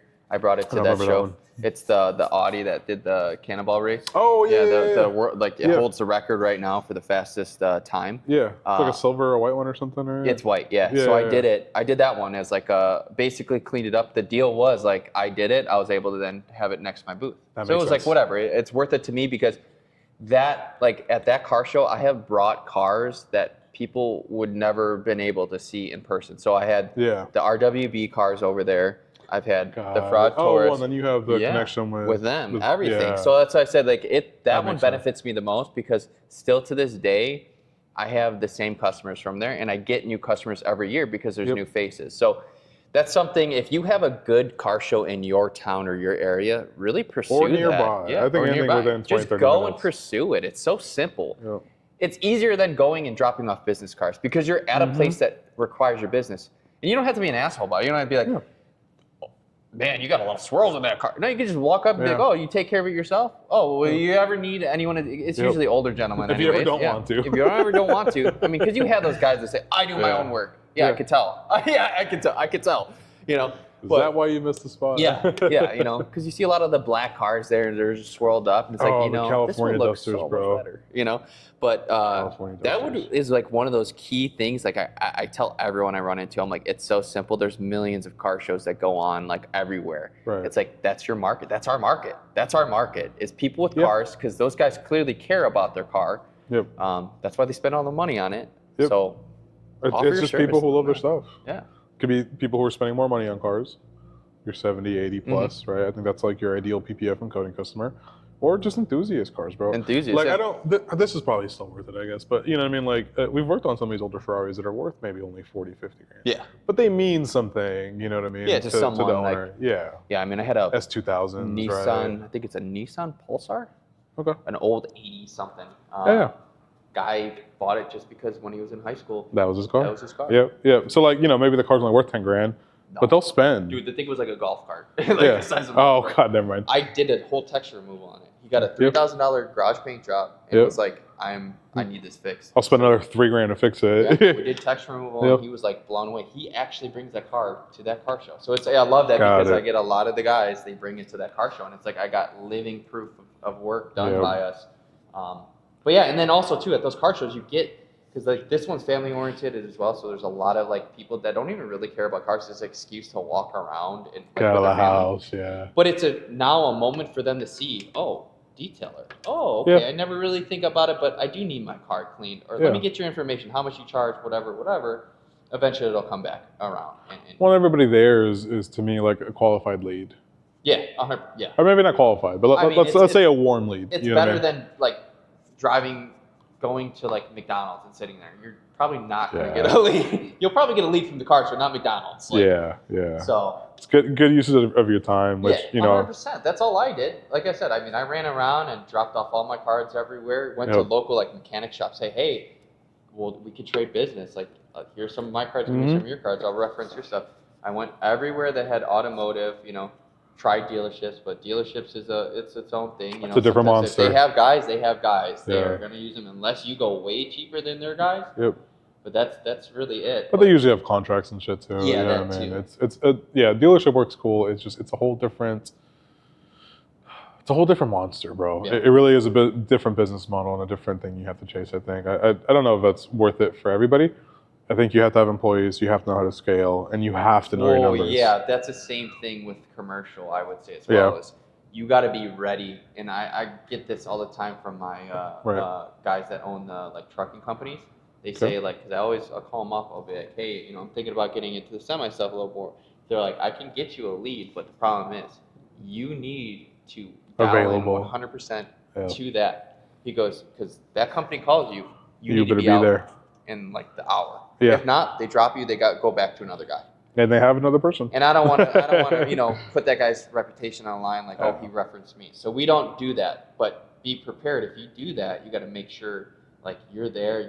You're willing to drop residential or retail because you want that commercial account. So yeah, I think that's one thing I didn't like about working with commercial accounts was like you kind of are at their beckoning at all times. That's where we are at the body shop right now. I got my brother is. Is he there? Is that where he's at? Where's Blaine? Every single day. And he does all my tint. He does all the tint for me. Fucking good so tinter I have too. to schedule it right.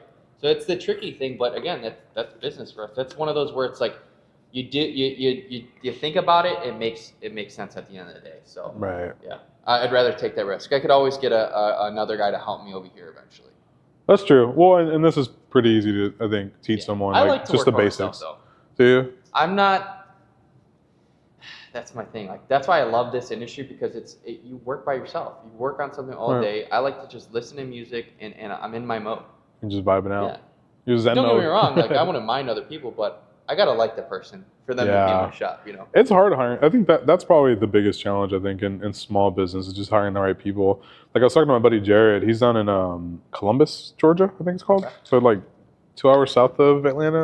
I'm probably fucking that up, but something like that. But he just cracked $500,000 last year. Nice. 3 employees, I think. Damn. Okay. Plus him, 2 or 3, something like that. A lot of PPF, a lot of coatings, the whole thing. But we were talking, and it was like, you know, where are you finding your people at? And he lifetime military, so not lifetime, but you know, he did, I think it's 8 or 10 years of military. That, yeah, dude, awesome dude. You got to meet him at some point. No, we were talking about it. I was like, hey, because he had brought his employee down for PPF training, or up, sorry. And we were all hanging out. I was like, where'd you find Zeke at, bro? Like, he seems like such a good employee, like respectful, very inquisitive, which I liked a lot. Like, just asking the right questions, personable, you know what I mean? And he was like, bro, he's like, I have such a strict hiring policy. I was like, what do you do? Because to me, I think that's always been a huge headache. And he's like, well, it's no different than running a business, right? Like you want really quality leads. You don't want 200 leads. You want 20 great ones, right? He's like, so like I put a couple hoops to jump through ahead of time. When we post that we're hiring, we get, you know, probably a dozen or 2 dozen people that kind of reach out that are interested in it. We send them a link where they have to answer a certain amount of questions in video form. Okay. All right. I was like, oh, that's smart. Yeah. He's like, then I make him do like a short paragraph. He's like, then in the in-person interview, he's like, I will ask about like their knowledge of finances. And I was like, really? He's like, yeah. He's like, you can't ask how much they're making. You can't ask how much is in the bank. You know, there's like laws against that. But you can ask about their knowledge of like, do you know what a 401k is? Do you know what a Roth IRA is? How would you build a budget for the shop if this is how much we're earning every, you know? And then he's like, bro, he's like, honestly, he's like, anybody who knows their finances is a great employee because that means they're responsible. Yeah, they're not just. They're diluting stuff. Yeah, you know what I mean? They're a detail-oriented, you know what I mean? He's like, they're probably really good at following directions because it takes a certain amount of discipline to be financially responsible. Crazy. It's so smart, right? That because that goes back to me being with that one partner I was telling you about. Oh, okay. He was the complete opposite. None of that. He couldn't wake up on time. Oh God, that's so any of that. The easiest thing to do in life is wake up on time, okay, and go to your job and be there on time. He couldn't do that. So that's like repeatedly or just like here and there? Oh, dude, yeah, there's that's hard. sometimes that he wouldn't show up till 6 p.m.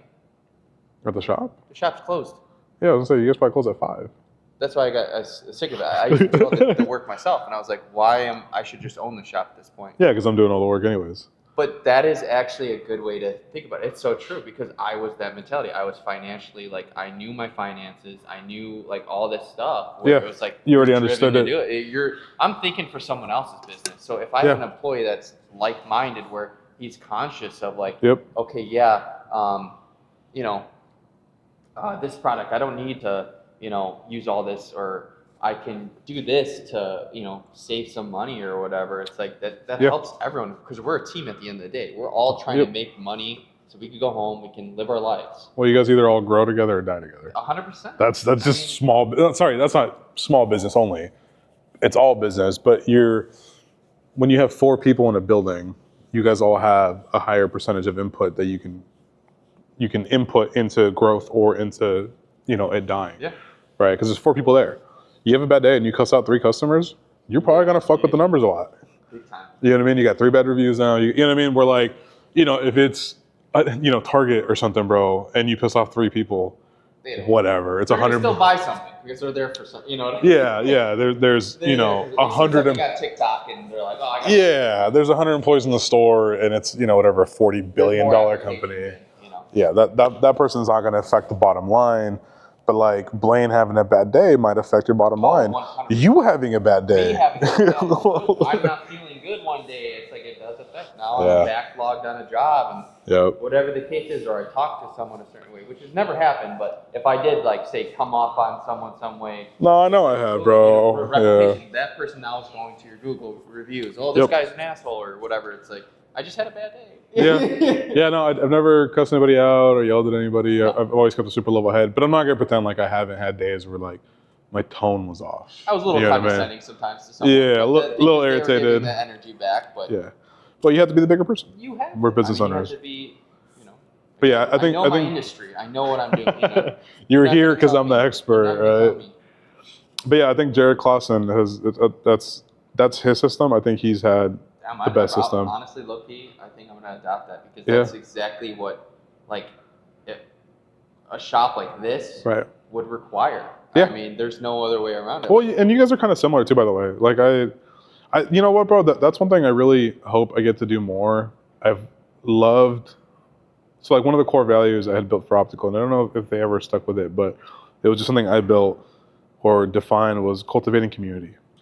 I love connecting like-minded people who have similar morals and core values and bring them together, because it's just alchemy, bro. Like, you put 2 people in a room together. Like, if I put you and Jace Price and Richard Lynn and Jared Clausen in a room together and we all just had some food and some drinks, bro, not like alcoholic, but just drink, something special would come out of it. Oh, you know what I'm saying? Like, someone would look today. You introduced me to Richard. Oh yeah, that's right. You met Richard. Yeah. I forgot. It was right away, like, already talking to someone, and it's like, I just know, like, again, and I'm not like trying to put myself on a pedestal here, but like, there's people you talk to, it's like, you have no idea what you're talking. You haven't lived through experiences of, like, in this industry yet to, like, be able to, like, I guess, say something. But it's like when I'm talking to someone that knows exactly what I'm talking about. Yeah. Me and Justin Balser talked about it all the time. Rescue One Detail. You met him too. Oh yeah. Same thing, bro. Justin, yeah. It was like when we first started talking, he was like, bro, he's like, you don't know how refreshing it is to have someone that understands what I'm saying. Yeah.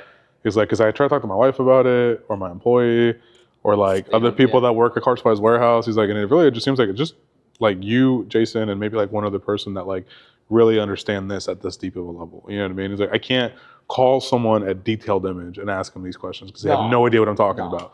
He's like, I don't even know if I can call Car Supplies Warehouse and get the customer service person to like answer the question right. I'm like, well, he's probably just gonna call me or Jason and then relay the information back. That's actually very true. Yeah, Justin is awesome. I was probably a couple of months ago, I was talking to him for literally a solid like hour and a half, 2 hours. If not longer, But that's what I'm saying. Like how do you, I like the cultivating community, bro. Like I'd love to one day, you know, have like a training or like an event or like a seminar, kind of like the Autofill Mastery or Serum Summit, something like that. I don't know what you would call it. Summit though, for sure. Like for all these guys, like there's so many talented guys out here, dude, that are just like, because like not a lot of us don't really push the media stuff. Yeah. There's so many Chris DiGiovanni, bro. Like I feel so fucking blessed that I've been able to spend literal hours and hours and hours talking to that guy. Just goofing around sometimes, just playing Call of Duty sometimes, real business sometimes, like real genuine advice, you know what I mean? But like, I would love more people to hang out with him. You know what I mean? I'd love more people to hang out with Richard or Jace or you, or, you know what I mean? And like, I'd like to see what a room full of all these people that I think share similar values and interests would turn into. Yeah. Like if I can get 50 people, again, we're all individual, But just let's say on the same end of the spectrum Right. of our industry, what does that look like? What does that sound like? That's like, you know what I mean? insanity. Like, that's like, Probably a little bit of a shit show. dude, centuries of knowledge, though. But I mean, literally. in itself, I mean, like, to me, like, it's just, you know, we all work hard to get to a certain point. Right. You know, and I can say, like, sometimes for me, it's like, this just comes naturally to me. Like, with, like, I'm a big rotary guy. That's Yeah, my thing. we've talked about that a Everyone's, lot. like, scared. I'm like, it's a thing for me that I just did, and it's just natural for me. Yeah. Like, it's second nature for me at this point. Like, doing all that type of stuff, sanding as well. Like, Yep. people are sitting there taking their sweet time. Like, I can sand something down pretty quick. Yep, the It's dry just I'm sandpaper. past that barrier. I have that comfortability with it, like all that. So it's like the same thing with those people. And that's another thing I wanted to kind of bring up as well. Is like, in this industry, it seems to be like everyone's trying to hide their ways to do things, or it's very like, Yeah, secretive. oh, screw that guy, like talking stuff on other detailers. Yep. Why are we doing that? You know, why do we need to do that? Doesn't get you paid. Does not get you paid. I mean, I guess if someone is like shitty and doing shoddy jobs, then yeah, most definitely. You want to point it out. You want to point it out. Yeah. Like, why are you selling coatings for $300? Like, you're ruining the industry Not for a coating. everyone else, man. Like, come on. Yeah, that's You're a different creating story. now customers to believe that's what it costs. Right. And that's not right. That's not right. You know, I do think that industry is going to die, though, bro. I hope so. I think the coding industry is going to die. Oh, I don't hope the coding would. I don't want it to. I don't want it. Definitely not. But I just Yeah. hope like the bullshit end of it, where like the guy like literally leaves Amazon and he's like, I order a fucking Amazon fucking coating. He's like, Ceramic sealant. bro, this is a 30-year coating. Yeah. You will not get any scratches. Give me $300, and the person believes it, and then they come to me and they're like, It's fix scratched. It's scratched at 30 years, and I tell him like, okay, it's gonna be $1,500 for another coating. What? Like, yeah, I paid $300 for this. Why is it 5 times All that more? stuff, yeah. So, but I Yeah. do like that idea that Yeah, there should be some type of. I just want like a summer camp. You know what Yeah, I I mean? think that'd be super Like I just cool. want a bunch of my buddies that are in, maybe not even just in this industry, right? Because like, I have some friends, like Kevin Farley. He owns a restaurant back home. Okay. Wealth of knowledge, bro. Whole different industry, but like a wealth of knowledge. You know what I mean? Like, Yeah. I just want a bunch of fucking people that I like, and this is something I've done since like middle school or high school. Like, I have so many friends, bro, that have nothing in fucking common besides that I know them. You know what I mean? It's like, why is the gangbanger hanging out with the airman? You know what I mean? Yeah, but like it works. Yeah, kind of, bro. But I'd love to see what that looks like, dude. And I think honestly, one of the easier ways, and I know we've had this conversation, is the training aspect of it, bro. Like when so we've had 2 different trainings, one with Richard, one with Jace at Car Supplies Warehouse. They were, call it 6 months apart or something. But they were some of my favorite trainings, bro. Because you had Jason, who, you know, is 21 years deep into this, I think. You had Richard Lynn, who like was doing coatings before anybody else I've fucking met in like 2011 or something, 2012. And then, you know, I've been in it since 2014. It's like, bro, we did the math. It's like, you guys got 60 years of experience just sitting right here. And you guys paid $895 for this for 2 years. Yeah. Like, insane value, you know what I mean? And then when we had the one with Jace, same thing. It's me, Jason, and, you know, Jace has been paint correcting, I think, since 2006 or 8, bro. So, like, you know what I mean? Right. It's like, again, 50 years of experience, you know what I mean? So, like, I love the way those trainings work.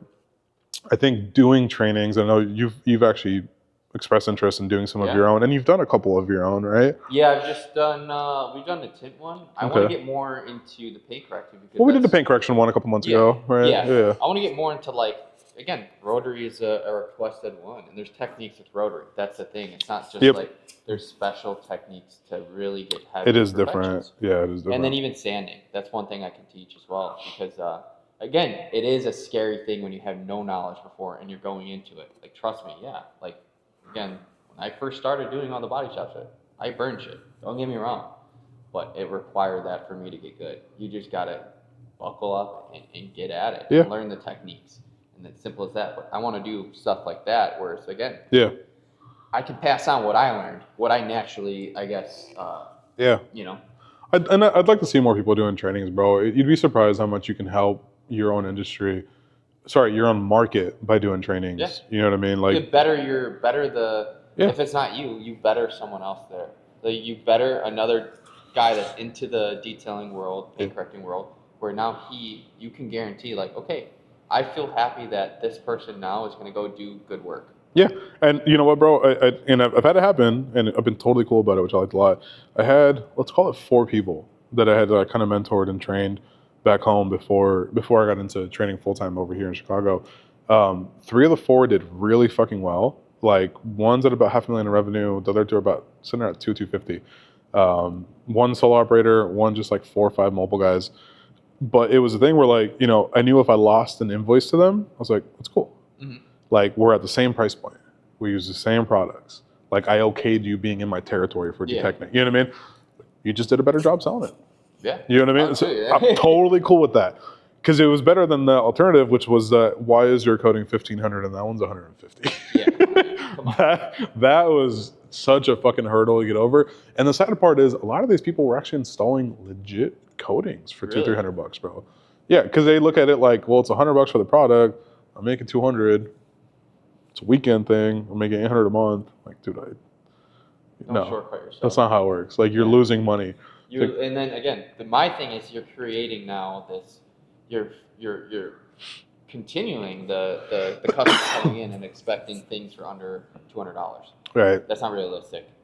Every other thing, groceries, gas, everything else goes up. So why isn't our services? Why isn't our labor going up with it? And I think that's one thing we really need to work on and be, connect with each other and make sure, hey, guys, let's set a new standard of a bottom line. But that's what that did in my market, bro. It was like, like I remember, I guess we'll go to the other end of it at the end of the story before I moved over here. Like I did work up until 60 days before I was moving, or 30 days. So like I moved here December of 2022. I stopped working by December 3rd, right? So like everything after that, where I was still having people reach out and wanting work done, I was like, hey, like I'm shut down, I'm moving. Here's 5 shops you can go to, or 5 detailers you can go to. And then the people would call me back and I'd be like, hey, I called all those numbers. None of them are in business.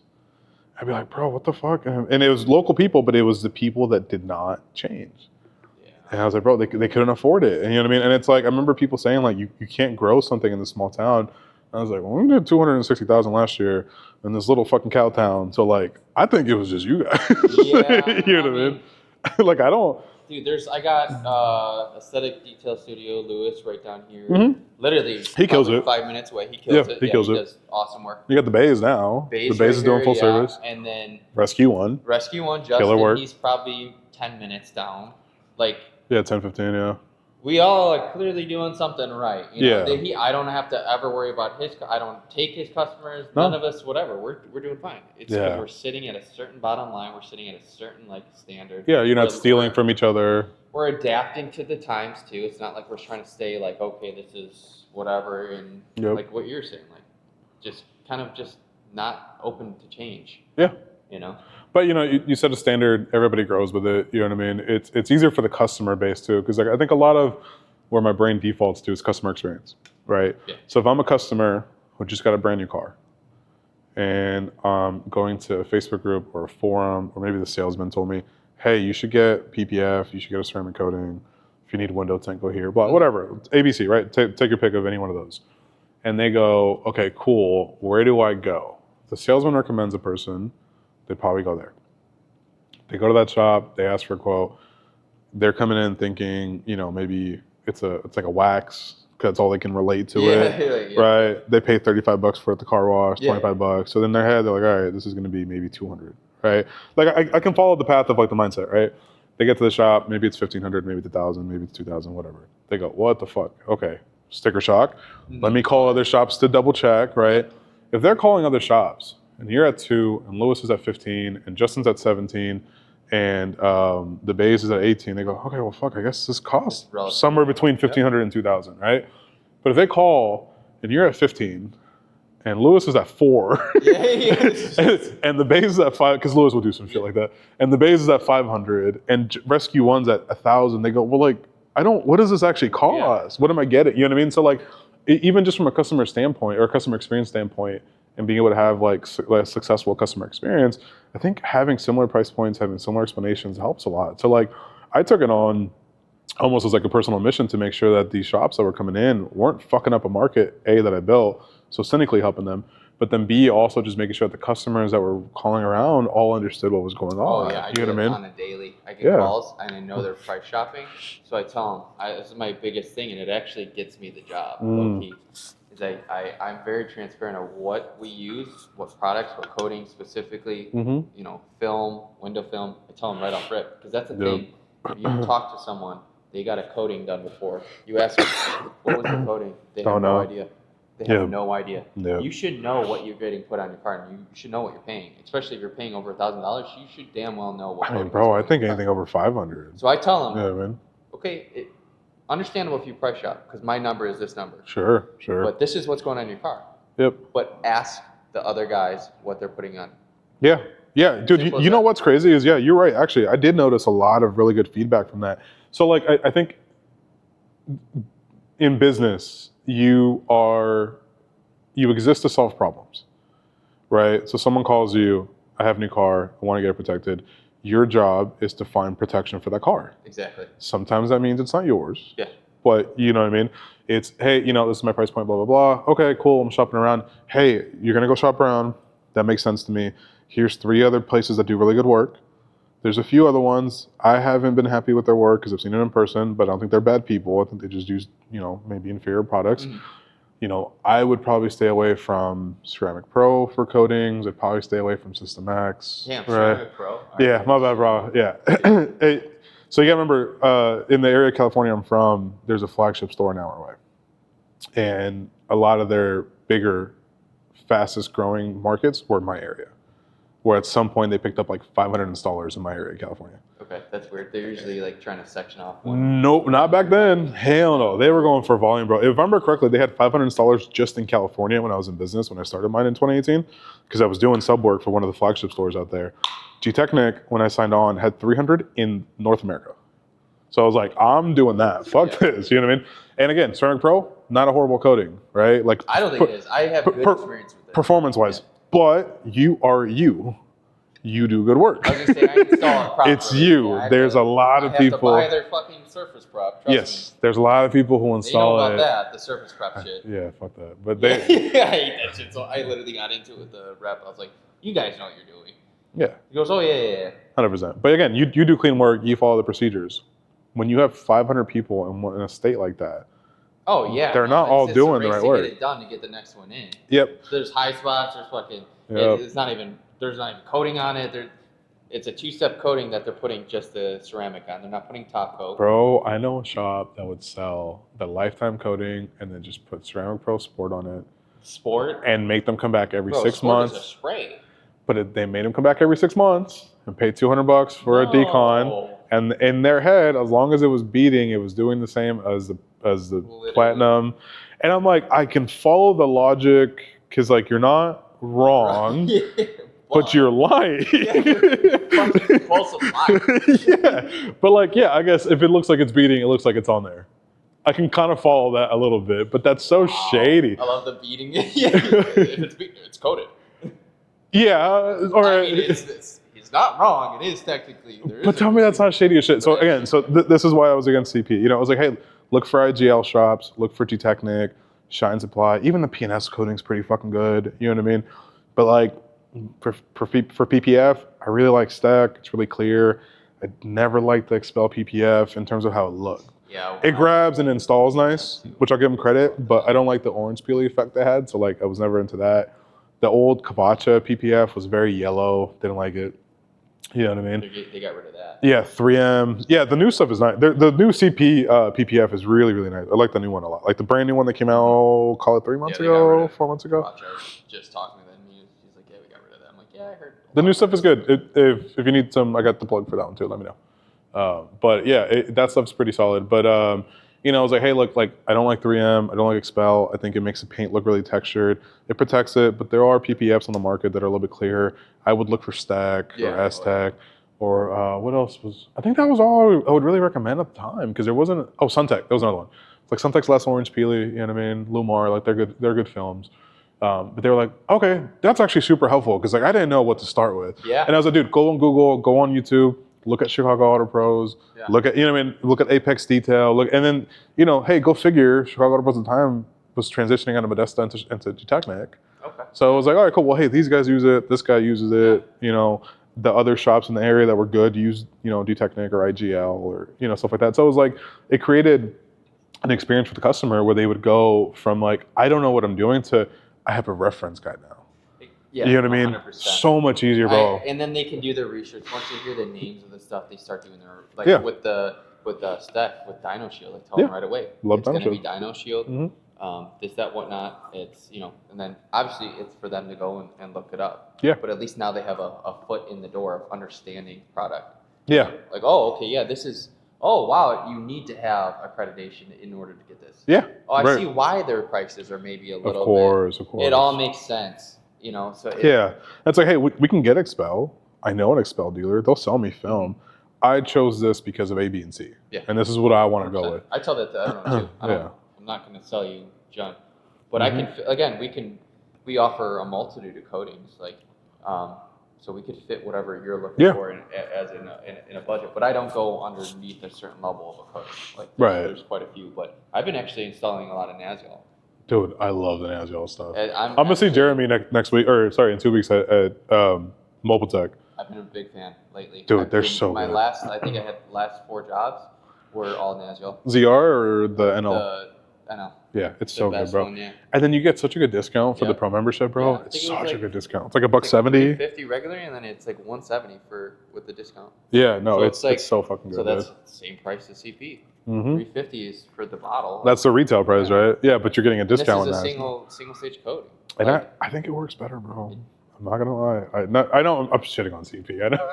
I don't mean to, but the Naziol stuff. It truthfully does. I mean, honestly, like, and two with the claims of the 10H hardness, like that's huge. Like, that's what you want. If you're gonna do the job right the first time, put all the work into getting the paint corrected. You don't want scratches back into it in a year come time. Yeah, I think the Naziol coatings for me, Naziol CS2 have been the first 2 coatings that have made me get off of G-Technic. So like Richard Lynn's coating, it's just when I got introduced to Richard Lynn's coating, it was around the time I got certified with G-Technic. So it was back in like 2018 or something. The guy who was teaching me it didn't know what the fuck he was doing. Dude, he made it so complicated. I fucking awesome dude, like super, like he took time out of his day to teach me how to install it. So like shout out to Johnny, like he was awesome. But they installed it in such a complicated way, bro. And then when I had Richard Lynn actually show me, I was like, why? Yeah, I was like, why were we doing all that other stuff, bro? This is so much easier. But yeah, the Naziol stuff. Why are my pants off in the inside? Yeah, I'm hard right now. Like, what's happening? But yeah, the Naziol stuff and the CS2 stuff, bro, have been the only coatings that have got me off of G-Technic 100%. Where like, I would still recommend G-Technic to most people. C1 over CSL, whatever, personal preference. XOV5, awesome. XOV4, V3, suck. Didn't care for them.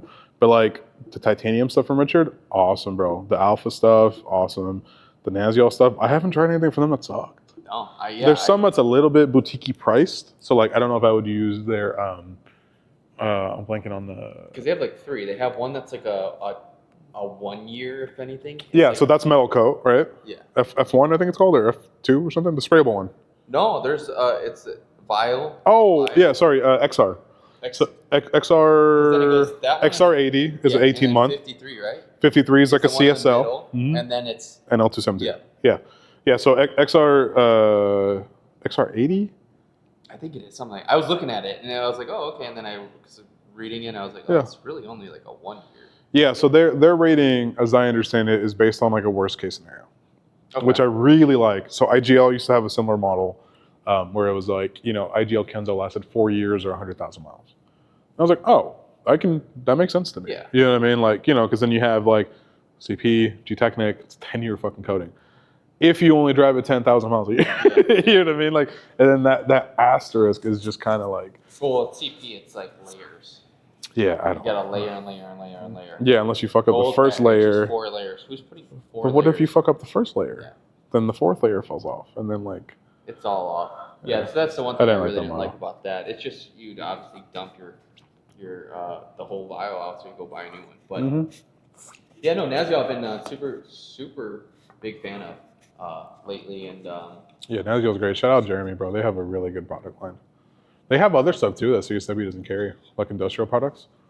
Crazy coatings, bro. Yeah, marine stuff. They have like composite deck coatings and what? Yeah, bro, all kinds of shit. Yeah, if you're considering a different coding company. Just give Jeremy from Naziel a call. Well, it might be worth a I need conversation. him to send me. I'm a big like banner guy, also shirt and sweater guy, like I said in the beginning. Do you want? You know what? You gave me a shirt from them. From Naziel? Yeah, I was just gonna say. I was like, I probably have I think one in it's my like house. an XL, but I still wear it. Yeah, fuck it. Just cut it off, and then you can just Oversized. rock like this. Yeah. Yeah. Do you want a 2XL? I got a 2XL in my house. Hide my gains. It's a CSW Naziel exclusive. Yeah, I want banners and stuff like that. That'd be super. Bro, do you want 2XL and 3XL shirts? I know they'd be way too big on you, but like, I'm damn near a freaking nightgown. I mean, if you want them, I'll bring some so you can try them on. Because I have, like, and again, this isn't like anything rude, but like, I just don't fit in most shirts. So like, I bought 3 different style shirts from Target, all 3XL talls. 2 of them fit. So this one fit. Okay, like I'm cool with this. Tank top's good. One, I looked like it was like a Shaq or a t-shirt for Shaq on me, and I was like, what the fuck? Another one went to my belly button. Oh, really? I was like, bro, these are all the same fucking size, all from Target, from the Goodfellow brand. Jeez. Why are they so different? Yeah. So like, it's. I have shirts that like fit, but I don't like how they fit. Yeah, I bounce between large and medium. I can fit in a medium perfectly sometimes, or sometimes it's like, all right, dude, relax. Yeah, you look like you're trying to show off a little too much. Literally. That's fucking hilarious, bro. But yeah, I have a super long torso, and I'm super fat in my stomach, so it makes it super hard to shop. You know what I mean? Because like these are, I think, a 36 jean. So I have like a 36 or a 38 waist, and I can fit in like large or extra large joggers just fine. But I can't wear less than like a 3XL or 4XL shirt. Oh, yeah. Super fucking weird body type, bro. It's fucking annoying. Yeah. Well, I think that's a good segue into this little fitness thing we were talking about. So you're looking at doing, on top of this, you've loved fitness. You've been a fitness junkie your whole life, it sounds like. Yeah, well, I'm getting back into it, and that's why I was saying I was going towards taking care of yourself in the industry as well. Yeah. Like finding time to take care of yourself, because I gave up on like gym and my health for a while. Like, same. I was about 2 years ago, I was really into it every single day. I would go 6 days a week, and then in general, everyone like thought I was on steroids. Awesome. No joke. Yeah. Congrats. It's a great compliment when you're not. Well, it sucked because it was like, I'm not though. I'm putting in the work. Yeah. But I would take it as a compliment, bro. If someone told me I look like I took steroids, I'd be like, that's fucking right. But I loved it. You know what I mean? I loved it, and I had to sacrifice that when the business was like when we were doing everything. There's no time to go to the gym. 60-hour weeks, bro. Yeah. That's what it takes sometimes. Now I'm getting like this year, like I've been like, I just need to feel better again. I need to, I'm getting older. I just need to take care of myself. Right. I've got the business to a good point where it's like now I can treat myself a Yeah, little bit. you can leave at 5 or 6 p.m. and it's fine. Yeah, I can go to the. I make time to like drink water. Like simple things to live. Yeah, don't work for 35 hours straight off of one meal. You can have a sip of water, dog. Yeah. You probably should be, actually. Yeah. No. So you had mentioned, because I know we were talking about it when we were, so the mic died halfway through this conversation, so we went to go get some energy drinks because we're a little tired. Or you got water, sorry. You were mentioning that you wanted to do maybe some, what's the word? Coaching? Oh yeah, like just in general, maybe personal trainer. Training, Yeah. Because I used to be a lot heavier set, like way heavier set. I was probably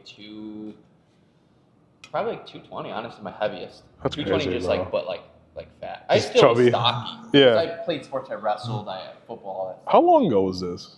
This was probably. Because I've known you, what, 2 years now? And you've looked like this for 2 years. Yeah, like just in shape. No, so I looked like this for 2 years, but I would say around like 2018, I was like peak.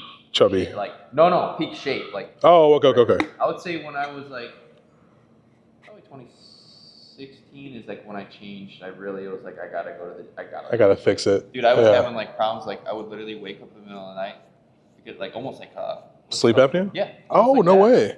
At 220? That's but crazy. I had no diet. I would eat junk. We'd drink. I would smoke cigarettes at the time. So you're probably like lean body mass of like 160, weighing 220, some shit like that. Oh yeah. No, I said, I was still strong. Everyone used to, like, to this day, like if someone didn't see me from like that time period, be like, dude, yeah, you used to be like a friggin' like tank. Like, just buff. bulky. Okay, so maybe like 20, 30 pounds of weight. So that makes sense. Like, whatever, But yeah, no, I changed my ways. It was all like just by doing simple things, and I feel like if I would have never done that like journey, I would never be where I'm at now, even with That makes detailing, sense. Yeah. because I take care of myself, and detailing is taking care of things and being very Dude, that does change a on lot. point. That does change a lot. No, you're right. That is true. That does change a And lot. getting it done and fighting through it. That's the same thing with being in the gym. It's like just getting up and grinding it out. It's like just like this thing. It's like, you got to spend all this time on it. It's like, well, it ain't gonna get done just sitting there. Yeah, and what's crazy is I think so many people, and I'm speaking for myself here. So many people have no trouble working 60 hours a week, but they can't work out 4 hours a week. Yeah, you know what I mean? Don't get that, That's man. I mean that's how I am. So like tissue deteriorates as we get older. It does. It's known. So it's like, why wouldn't you want to try to at least like be able to make sure you can, at least stand up, as long as you can. I mean, that's something that we take for granted, is being able to walk and do a lot of simple things. Wipe your ass. I mean, at some point, it's gonna be hard to wipe your ass. Yeah, you gotta do the Tom Brady pliable thing. Yeah. So, no, that makes sense to me. Yeah, no, I mean, again, like I've done it, and everyone can do it. Truthfully, I mean, everyone has the ability to do it, and that's with everything. Like you have the ability to be a successful detail shop, a successful detailer. You can also have the ability to also be in shape again, even though you feel like you're not. You can be. So that's one thing I want to start working on as well, and if it helps someone else, like right now, like I showed him on my Snapchat story, I've just been like just trolling. Just going ham on people. Cardio session right now, or are you stuffing your face? Like shit like that. Like just giving drive. Hey, someone, whatever works, bro. And like I said, I'm down. Like if you're in the Chicagoland area, like Romeoville, Bolingbrook, and hey, you want to go to the gym? Hit me up. We could go to the gym together. I'm more than happy to do that with someone. It doesn't matter who you are. Like if you never went to the gym before, let's do it. We'll put you through a workout or whatever. So, and then help you with like nutrition. That's the key, is nutrition. I think that's the hard part for most people, bro. Because like it's, at least again, maybe I'm just projecting, but no, it is honestly key. That's like right now I'm starting to finally lose my fat again. To get to where I want to, because I changed my diet. That makes sense. Yeah. And you adjusted it as you needed. Yeah, but that was probably the biggest thing on my end of it. So as fat as I still am, I have lost 100 pounds twice now. So fucking stupid as fuck, bro. But that was the thing. It was like just little lifestyle changes, right? This sounds so stupid, bro, but like a 45-minute walk a day. Oh. You might lose 10 pounds in a few months. It's just a short walk. Not speed walking. You could be fucking watching videos on your phone. You could be on the phone. I love that one. I would just be on the phone. It's 45 minutes. Time flies by. Walking. It's like a mental clarity I love. So I like where I live, I have all these like little trails and stuff. So I go walk them in the summertime, and it just gives me this like, I can think for business. Like it helps me clear my mind, and I find like it's a good thing for mental health as well. I just know I'm that type of person. If I don't do stuff like physically anymore, I slowly start to get like almost like this negative, depressed in your head. Everything. That makes sense. Stress, like builds up too much. So I found that I'm that like type of person. I need to like work out. That makes sense. Or shit doesn't go right for me. Yeah, I think for me it's just been like a peace thing, bro. I just, my entire life has been servitude, I think, for the past like 10 years. Working in sales and in small business, in a service-based business. You're just always doing for other people. My dad, right? So it's like the who are you today question I asked you. Like, I think I would break that down to just the word caretaker at this point, because I feel like I'm always taking care of something or somebody. So like the gym is just me time. That's it's the only time I'm alone, bro. So I do love working with other people, or working out with other people. At least at Optical, at least when people are coming into, coming from out of state, I'd work out with a student at least once a week. It was fun, bro. It was super cool. You get to connect with people on a different level. Like I know you mentioned it, but you get to show people stuff that maybe they haven't seen yet. Yeah. Like I'm kind of a nerd with whatever I do. So like, showing someone like a deficit pendulum row, they're like, what? I've never tried it. What is that? But it isolates your lats amazingly, right? So like little shit like that, straight like deadlifts, like just weird stuff that like maybe isn't on, like bodybuilding.com back in the day, right? Because that was all very, let's say, cookie cutter, maybe. You know what I mean? Again, great workouts. You can get in incredibly good shape, but it's like as there's been more and more people, I think, doing content around social media now, like and YouTube and around fitness, you can learn some weird stuff now that like works so well. It's a proprietary of like just workouts that might target something different and might work, for your body type. Your body type, and that's my biggest thing. Is like a lot of this shit is just by like doing it and seeing if it works. Like I said, I was telling you my one. Try it for 6 weeks. We did Saturday. We did arms and whatnot. And he's like, he messaged me. He's like, man, my arms are sore. I'm like, that's what we want. Yep. Simulated growth. Yep. So Progressive that's good. overload. Now he has something in the bag he can use when he's by himself doing arms or whatever. But yeah, I'm excited. I mean, you know, I have a goal basically by probably, I want to say about June, we're car show season for us. Okay. Where, Six I'm pack at the car show. everything. Yeah, people are looking at me like, what the fuck happened? Yeah. What are you taking? I'm just taking back, hey, I'm taking back my life. Yeah. Needless to say, but yeah. I mean, that really is it, isn't it? Truthfully, Taking back your life. I just feel like there's just more everything. Like the drive here is going up more too. Because again, when I was speaking earlier, like burnout is a huge thing that I experienced in this industry. Yeah, well, I think a lot of people do, bro, and they don't know how to handle it. Yeah. And it's not a healthy place to be at. No, right? Unfortunately, no. But I think it happens to most people. It happens. If it doesn't happen, I honestly think you're not doing something right. It should suck. Yeah. Business should suck. Where it's like sometimes you want to quit. That's how good it is. Yeah. And if you stay with it, you'll so have that rewarding, moment bro. where you look back and go, "Damn, I was about to quit. I was about to call because a job wasn't going my way, or I didn't have a job for 3 days, or whatever." And then the next week you're full of, you have literally more than enough work. More than you can handle. Yeah, I have a lot of those moments now, bro. It's just, I don't know, bro. It's so weird when I look back at it because I'm like, I can't believe it's been 11, 12 years already. You know what I mean? Like that. You know what I mean? And I remember so many different times I wanted to walk away from it, or so many times I was mentally checked out, or like, this isn't worth it, or I'm not enjoying life or myself, or I'm being taken advantage of, or whatever emotions it was, right? And then like, I'll be on a plane, like I just, as early as next week, I'll be on a plane to Tennessee to go train somebody. And it's awesome money. I was like, bro, imagine if I gave up 6 years ago. Yeah. You know what I mean? Never be able to have this. Yeah, I have like a fridge magnet collection of all the places I've been. I have all these amazing people I've met, bro. Like I live in Chicago now. What the fuck? Like, yeah, so you know what I mean? You know what? I can relate to that big time too. Like with just like you don't sometimes realize the moments that you're living in the moment of how good it is to compare to what you had. I'm trying to be in the moment now. Yeah. I think that's actually a better way to put it. I think that's one thing I'm working really hard on over the past couple months is just like, I am where I wanted to be 5 years ago. You know what I mean? But you just have new expectations now. Yeah, now. So it's like you kind of the carrot went farther out. Yeah, 100%. Yeah. That's literally my everyday life. Yeah. Well, I do feel proud. I wanted, and then I'm like, this is not enough. Yeah. Like, what are you talking about, dude? This is everything you ever wanted. Yeah. No, 100%, bro. I mean, literally, like literally that. It's just like I set a goal to train more people and make the industry better and meet amazing people all over the country, and be able to learn from some of the best in the industry. And that's all I've done the past 2.5 years. Mm-hmm. Like, oh shit, we did it. Yeah. You know what I mean? Yeah. I wanted to get to 250 grand in sales at the shop, and we did it. Mm-hmm. You know what I mean? Like, I wanted to hire 3 people. I wanted to have a mentee. Like, all the shit that I've said I wanted to do, at least in terms of business, I've done pretty much all of it as I've set the goals. I don't realize it in the moment, which is a really bad habit I have, and maybe it's an entrepreneur thing, or maybe it's just like the age that we're at, you know what I mean? Being at this age where we're transitioning into. There's just a lot of tricky things too, just with how media portrays people's success. Like someone can definitely lie about how they're doing in a sense of, media. So it's like, is that the expectation now that everyone has to meet? Maybe. You don't know. That's true. That's the thing. And we're all living for like, if it's a material thing or if it's a comfortability thing. I think that's what it is for me. Depending, So for me, it's just comfortability. I don't need to have $1 million. If I can just have enough money to be like how I am now, I don't have. I'm my own boss. No one's going to tell me. Besides Uncle Sam. Uncle Sam's knocking on the door. All right. And then if he does, we're just out. Yeah. We'll go to Mexico.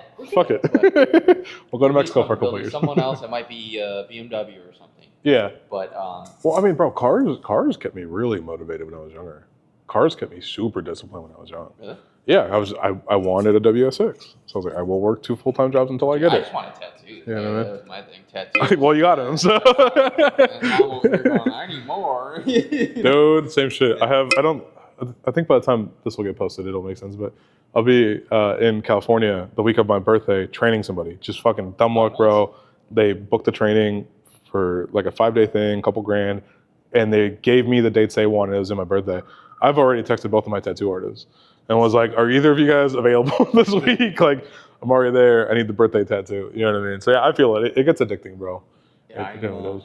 But yeah, cars kept me super motivated, and then it was the family, and then I think over the past couple of years, it's almost been like, you know, the highest human act is to inspire. That's just kind of been the guiding light.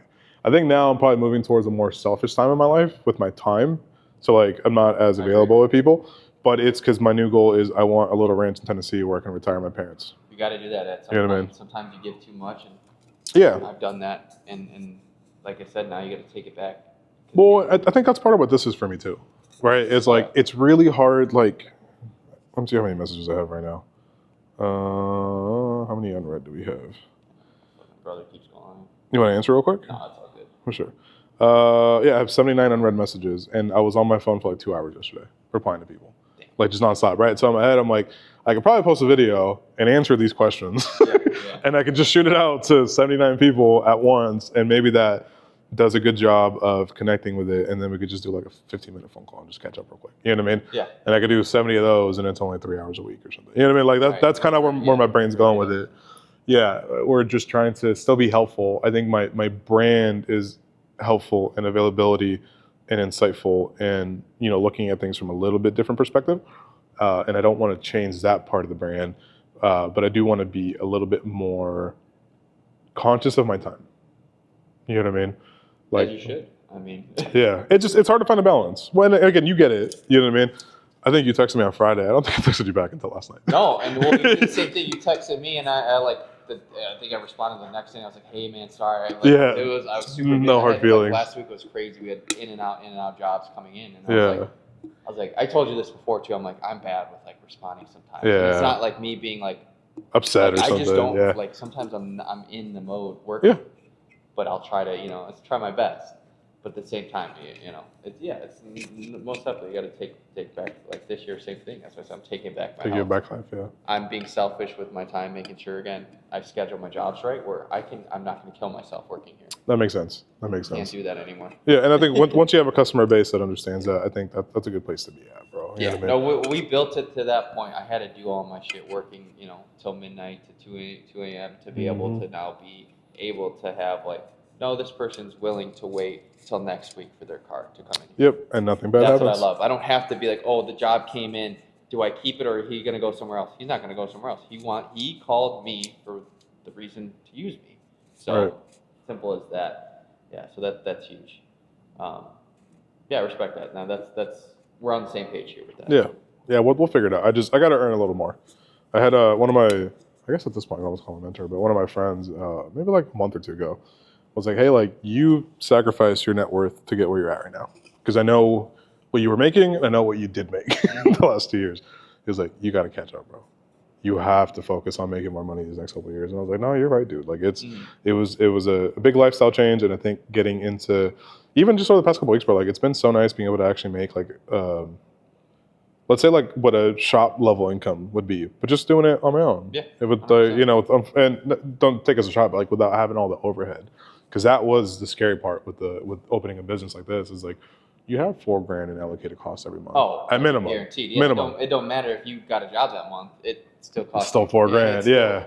$4,000. Yeah. So being able to make, let's say at a net like $5,000 or $6,000 after everything's paid for, it's nice. And they don't have a $4,000, right. You know what I mean, like lease. So yeah, it's been cool. But yeah, I'm actually like 95% ready to take a full-time job actually. Oh, okay. So I got someone I'm gonna go see him next week, but I think that's probably gonna be it, bro. Oh, nice. I think I'm finally ready to sign on to something full time. So we'll see. We'll make a little QT announcement video or something. I don't know, some shit. We'll see. But yeah, man, it's crazy. Life is crazy. Live in the moment. No, 100%. Slow down mentally. Yeah, I'm trying to continue that practice this year. I'm serious about it, So at least we'll be on the same page with that. I think so. I hope so. I hope the whole industry is too, bro. I don't get me wrong. I'm all for the hustle mindset and work hard. I'm just doing it like 3.5 weeks at a time. So like I will work like a dog for 3.5 weeks, and then I'm gonna just chill for a week, and then we'll do it again. That's how I used to. The weekends. I used to not, and then just wait till you have kids, and then they take your weekends. You need to take weekends for yourself. Yeah. And at least one day, bro. It's been good. I mean, I've been doing it, and it's a good reset. I'm actually sitting there like, wanting to go back into the shop. Bro, yeah. Because I'm simple man. Yep. If I could just basically wake up without a set list of things to have to go do, Right. I feel like I'm a free man. I feel like I don't have to go do I've X, Y, knocked out my Z. bucket list. Yep. And I can have a cup of coffee sitting at home. Not rushing out. Dude, I am happy. Yeah, hang out with your girl for a little bit. Yeah, no, that makes sense to me, bro. That really is all it takes sometimes, though, dude. I think just. But that goes back to the moment. initial thing a while back about basically saying freedom from shop. That's my freedom. But that's cup the of coffee on sacrifice Saturday. I made. Your lifestyle will change. At first, if you're working in, say, a job and you're doing part-time, you're going to say, oh, if I own a business, I'm going to be doing all this fancy stuff. No, your priorities change once you're in it. Your priorities change. And if they don't change, you find out at the end of the year. Because our first year kicking over 150 grand, I spent a lot of fucking money, bro. Just on myself. You know what I mean? Myself, my employees, they all got taken out to dinner every couple of days.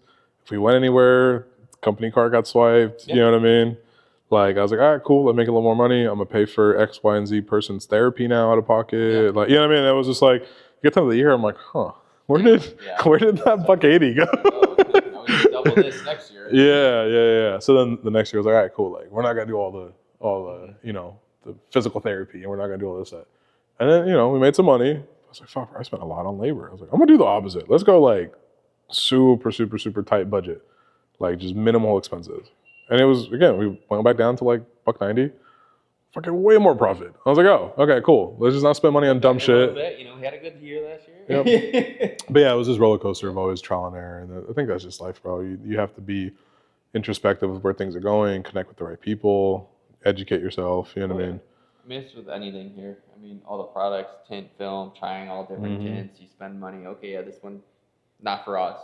Right now. So, yeah. They tried calling me. They tried calling me, trying to sell me. They're like, buy 5 rolls, get a third, get a 6th one free. I'm like, do you guys not remember? You never responded to my claim. Yeah, cool. So if I return 5 rolls, will you give me a free one? Because you got 5 bad rolls here. I go, so I'm not interested. And I hung up. Yeah, fucking assholes, bro. There's so many bad companies out there. I'm not gonna say everything was perfect with me at Optical, because we definitely ran into some issues. But I will say, I think we handled it about as good as anybody can when something goes wrong. And I'm very, very proud of that. No matter how shitty things got, with You're not people. calling someone to buy rolls when there's a claim open about problems with the rolls that you have. Bro, it was. They totally just look the other way and they're like, hey, you want to buy more rolls? Yeah, maybe he forgot. Yeah. I was like, no, bro, people don't forget. No, 100%. I think, bro, I can't. Actually, I think if you go on some of the bigger Facebook groups, like PPF for Money and what's the other one? Paint Protection Film Professional. I don't know. There's a couple out there. I think if you go on there and you search my name or Optical's name, there's a couple people in there who are like, hey, UPS trashed my film. I had another box at my door before I could even complain. Oh, wow. They took this one back, no issues. Love the film, recommend these people. You know what I mean? That's huge. That's a big save right there. Yeah. Well, it's Christy Giovanni talks about it a lot. And if you haven't seen it, go on his Facebook. He has a couple awesome posts about it. But it's someone leaving you a bad review is one of the biggest money opportunities you have. Because depending how you respond to them, you can book an insane amount of work just based off of how you react to how they treat you. Because most of the people are like, no, you're wrong. It's come on. Yeah, like I said, if you haven't seen it, go watch it. And really, I think everybody should have Chris on their social media, because he posts so much insightful stuff, bro. He's such a brilliant dude, honestly. Yeah, that's the website guy for sure. Just in general. Yeah, I think he's doing a seminar at Mobile Tech Expo, I'm pretty sure. Okay. About customer experience. Oh, really? Something like that. Yeah. I'll see if maybe if he gets a video of it, I'll see if I can post up a clip. But yeah, just how to have customer success something. I'm blanking on the name. But basically how to have the best possible experience for your customers. I mean, he gets down to the point where he's getting their favorite coffee. Damn. Before they get there. You know what I mean? Just all-star stuff, bro. That stuff is smart. We did that as well with my top customers.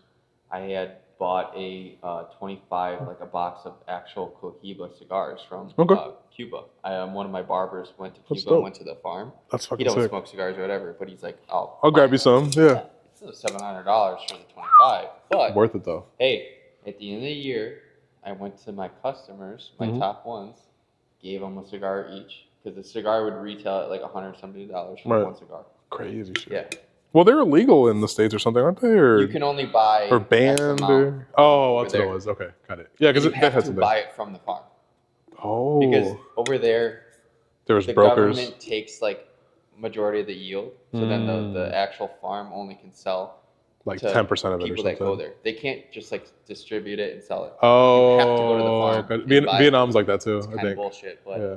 whatever. Did that, and I gave my customers. Another thing I did is I went to Cooper's Hawk. I bought cases of wine, Smart. and I went to the offices of the commercial buildings Yep. I did stuff for. Came back. Dropped a box of wine, and it was like seasonal wine. So I was like, thank you guys. I appreciate everything. Perfect. But like, who else is doing that? What other detailers are doing it? No. Around here, I don't think anybody. I No know one. my buddy TJ in Washington does it. He bought anybody that spent over, I think it was over 6,000 with him. Which again, doing PPF and coatings, it's not like insane. You do 2 cars for someone, and you're at Pretty- 7-8 grand. Pretty simple, Yeah, I think he allocated 8% of that back into buying them stuff. So like wines, gift cards, 100%. bro. And he'd go in person, drop the stuff off. hand That's it what to I them. did. I Yeah. wrote them a hand letter too, each Yep. once, basically saying like I appreciate you as a customer, yada yada. And to this day, they're my best customers. Yeah, they'll always rock with you too, bro. Yeah. What was another thing I did? Oh, the body shop. All the guys in there, all the guys that work in the body shop that we do work for, I bought them all a like every basically like around Thanksgiving time. I do a whole like lunch out for them. Oh, that's cool. Like catering, yeah. Complete for the whole shop. There's like probably about like 20 guys there. So Okay. it's an expensive. $700-800 probably, yeah. But it's worth it. It shows that like, hey, I'm not here just like whatever. Yeah. Get along with We're everyone not just there too, taking. Yeah, but it's nice. It's for them. It's like an extra thing and whatnot. So simple things like that also do bring in like guaranteed. It almost just creates a good aura for yourself and your company. Well, I think you want to give back, bro. Yeah. You know what I mean? You don't want to be the guy that's just constantly taking money. Yeah. I mean, you do, but you don't also want to be that guy. Well, you have to earn it. But you can even, so like, Greg from Chicago Auto Pros, I mean, he has, a saying with like, your customers want to see you in a GT3, right? So like, you can bake in the cost of kind of anything you need into your pricing, right? So like if I remember correctly, he baked in the price of like even charitable contributions, where when they would donate money, it was allocated out of like the company revenue. Oh. So like they knew every year, hey, we're going to donate 10 grand. Yeah. So we have to make sure we make the extra 10 grand to cover this. You know what I'm saying? So like, or not charitable contributions, but let's say it was like if they went to a car show and they were going to give away 50 mugs. Oh. Like that was allocated to part of like the cost to running the shop for the year or whatever. So you know what I mean? It was like, but I was like, that's pretty intelligent, bro. Because like you're still giving stuff away. You're doing solid price points. You're keeping solid profit margins. It creates branding. Like everybody kind of wins at that point. Yeah, you know what I mean? 100%. Yeah, no, I think he has a good business head. You're securing yourself to have customers. I mean, who's going to be upset about like stuff like that? Yeah. I mean, and like you said, it's a couple $100 and it goes how far? You know what I mean? I feel happy when I go somewhere and I have like there's a reward system and it's like, oh, you get a couple dollars, a reward or whatever. It's like, hey, I'll be back here tomorrow. Spending my money, 100%. Simple things like that. Yeah.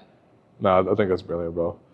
Well, fuck, I think that covers everything I think we talked about. I had one I was going to ask you, but I think it's going to lead to like an hour conversation. Yeah. And I think we're already an hour into this one. Unless you think you could do like rapid fire answers? Yeah. Okay.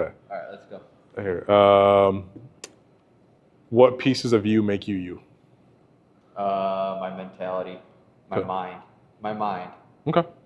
You want to elaborate on that? You got 30 seconds. Same thing. Mind is pretty much essential. Your mental attitude is going to, dictate how you are going to go through your day and how everything happens. You can wake up, you can literally tell yourself it's going to be a bad day. Guess what? It's probably going to be a bad day. But if you wake up and tell yourself, hey, it's all right, we're going to get through this, we're just going to live, we're going to take on the experience and deal with what we have. Like you could turn so many negative situations into positive ones by just letting your mind take control of it and relax for a second. I'm telling you. Yep. Again, no one knows who I am, but from my past experiences, I've changed. I mean, I literally have it tattooed on me, mind. Yep. It's a mentality thing. Everything I have here is because I changed my mind. I said, I'm done being a guy working 9 to 5 for someone. It just took the mind to make it happen. Simple as that. That's it. Easy. I like that one. What 3 lessons have been the hardest to learn? That one's one's pretty hard. It was like rapid fire. Yeah, I'm trying to rapid fire this one. Single sentences. Yeah. I would say discipline in a sense. Okay. Stay disciplined, maybe. Finance, because going from a like 9 to 5 or type of guy to then owning a whole business, so finance, and then I would say, I guess like happiness would be also, because again, I'm up and down sometimes. Yeah, for sure. Very up and down with everything, and that's one thing like that it's very difficult to keep. Yeah, one of my best friends has a saying, because we were just talking about maybe it was like 3 years ago now, bro. I had like a rough fucking 2 months, like insanely fucked up, and I had just kind of kept it all inside for a while because I was just so busy with like life and work and shit in the shop, and then we finally got a chance to sit down, and then we were just talking, and I just kind of vomited out all this like shit I'd been keeping inside. He was like, "Damn, what's fucked up?" And I was like, "Yeah." He was like, "Hey, low valleys and high peaks make for a beautiful view." Damn, and I was like, really "That's a bar." Yeah. That's a fucking bar. Honestly. Yeah, I was like, and I haven't forgotten it since that. I guess it was only 3 years ago, but like I feel like that's something I'm going to carry for the rest of my life, because like that is kind of the thought now. And like I feel like I've been very mentally strong for a long time, but I never. But I didn't celebrate the peaks. So that's very true. Yeah, yep. That's me. So that's why now, like I said, going back to the mind thing, I have those moments and I catch myself and say, "Listen, you had this moment 2 months ago. You're fine. Yeah. You're fine now. It's the same valley. Yeah. We're going towards the peak." So then I change my mindset and tell myself it's going to be fine, and it's fine. Yeah, it's every fine. single We overthink. time. That's it. But that's what creates all this. Exactly. You know what I mean? We overthink. It's just a lot more responsibility in a sense. I like to just be at home and be by myself and be a little fucking... In your own little head. Yeah, in my own little head. Doing push-ups. Yeah, I'm an overthinker, but. That's all right, bro. But yeah, well, I think that's it. Subscribe. Where can they find you at? Pro Air Detailing. Instagram, Facebook. TikTok? TikTok, I don't think we have really... Okay, I'll say it's back now, so yeah. Also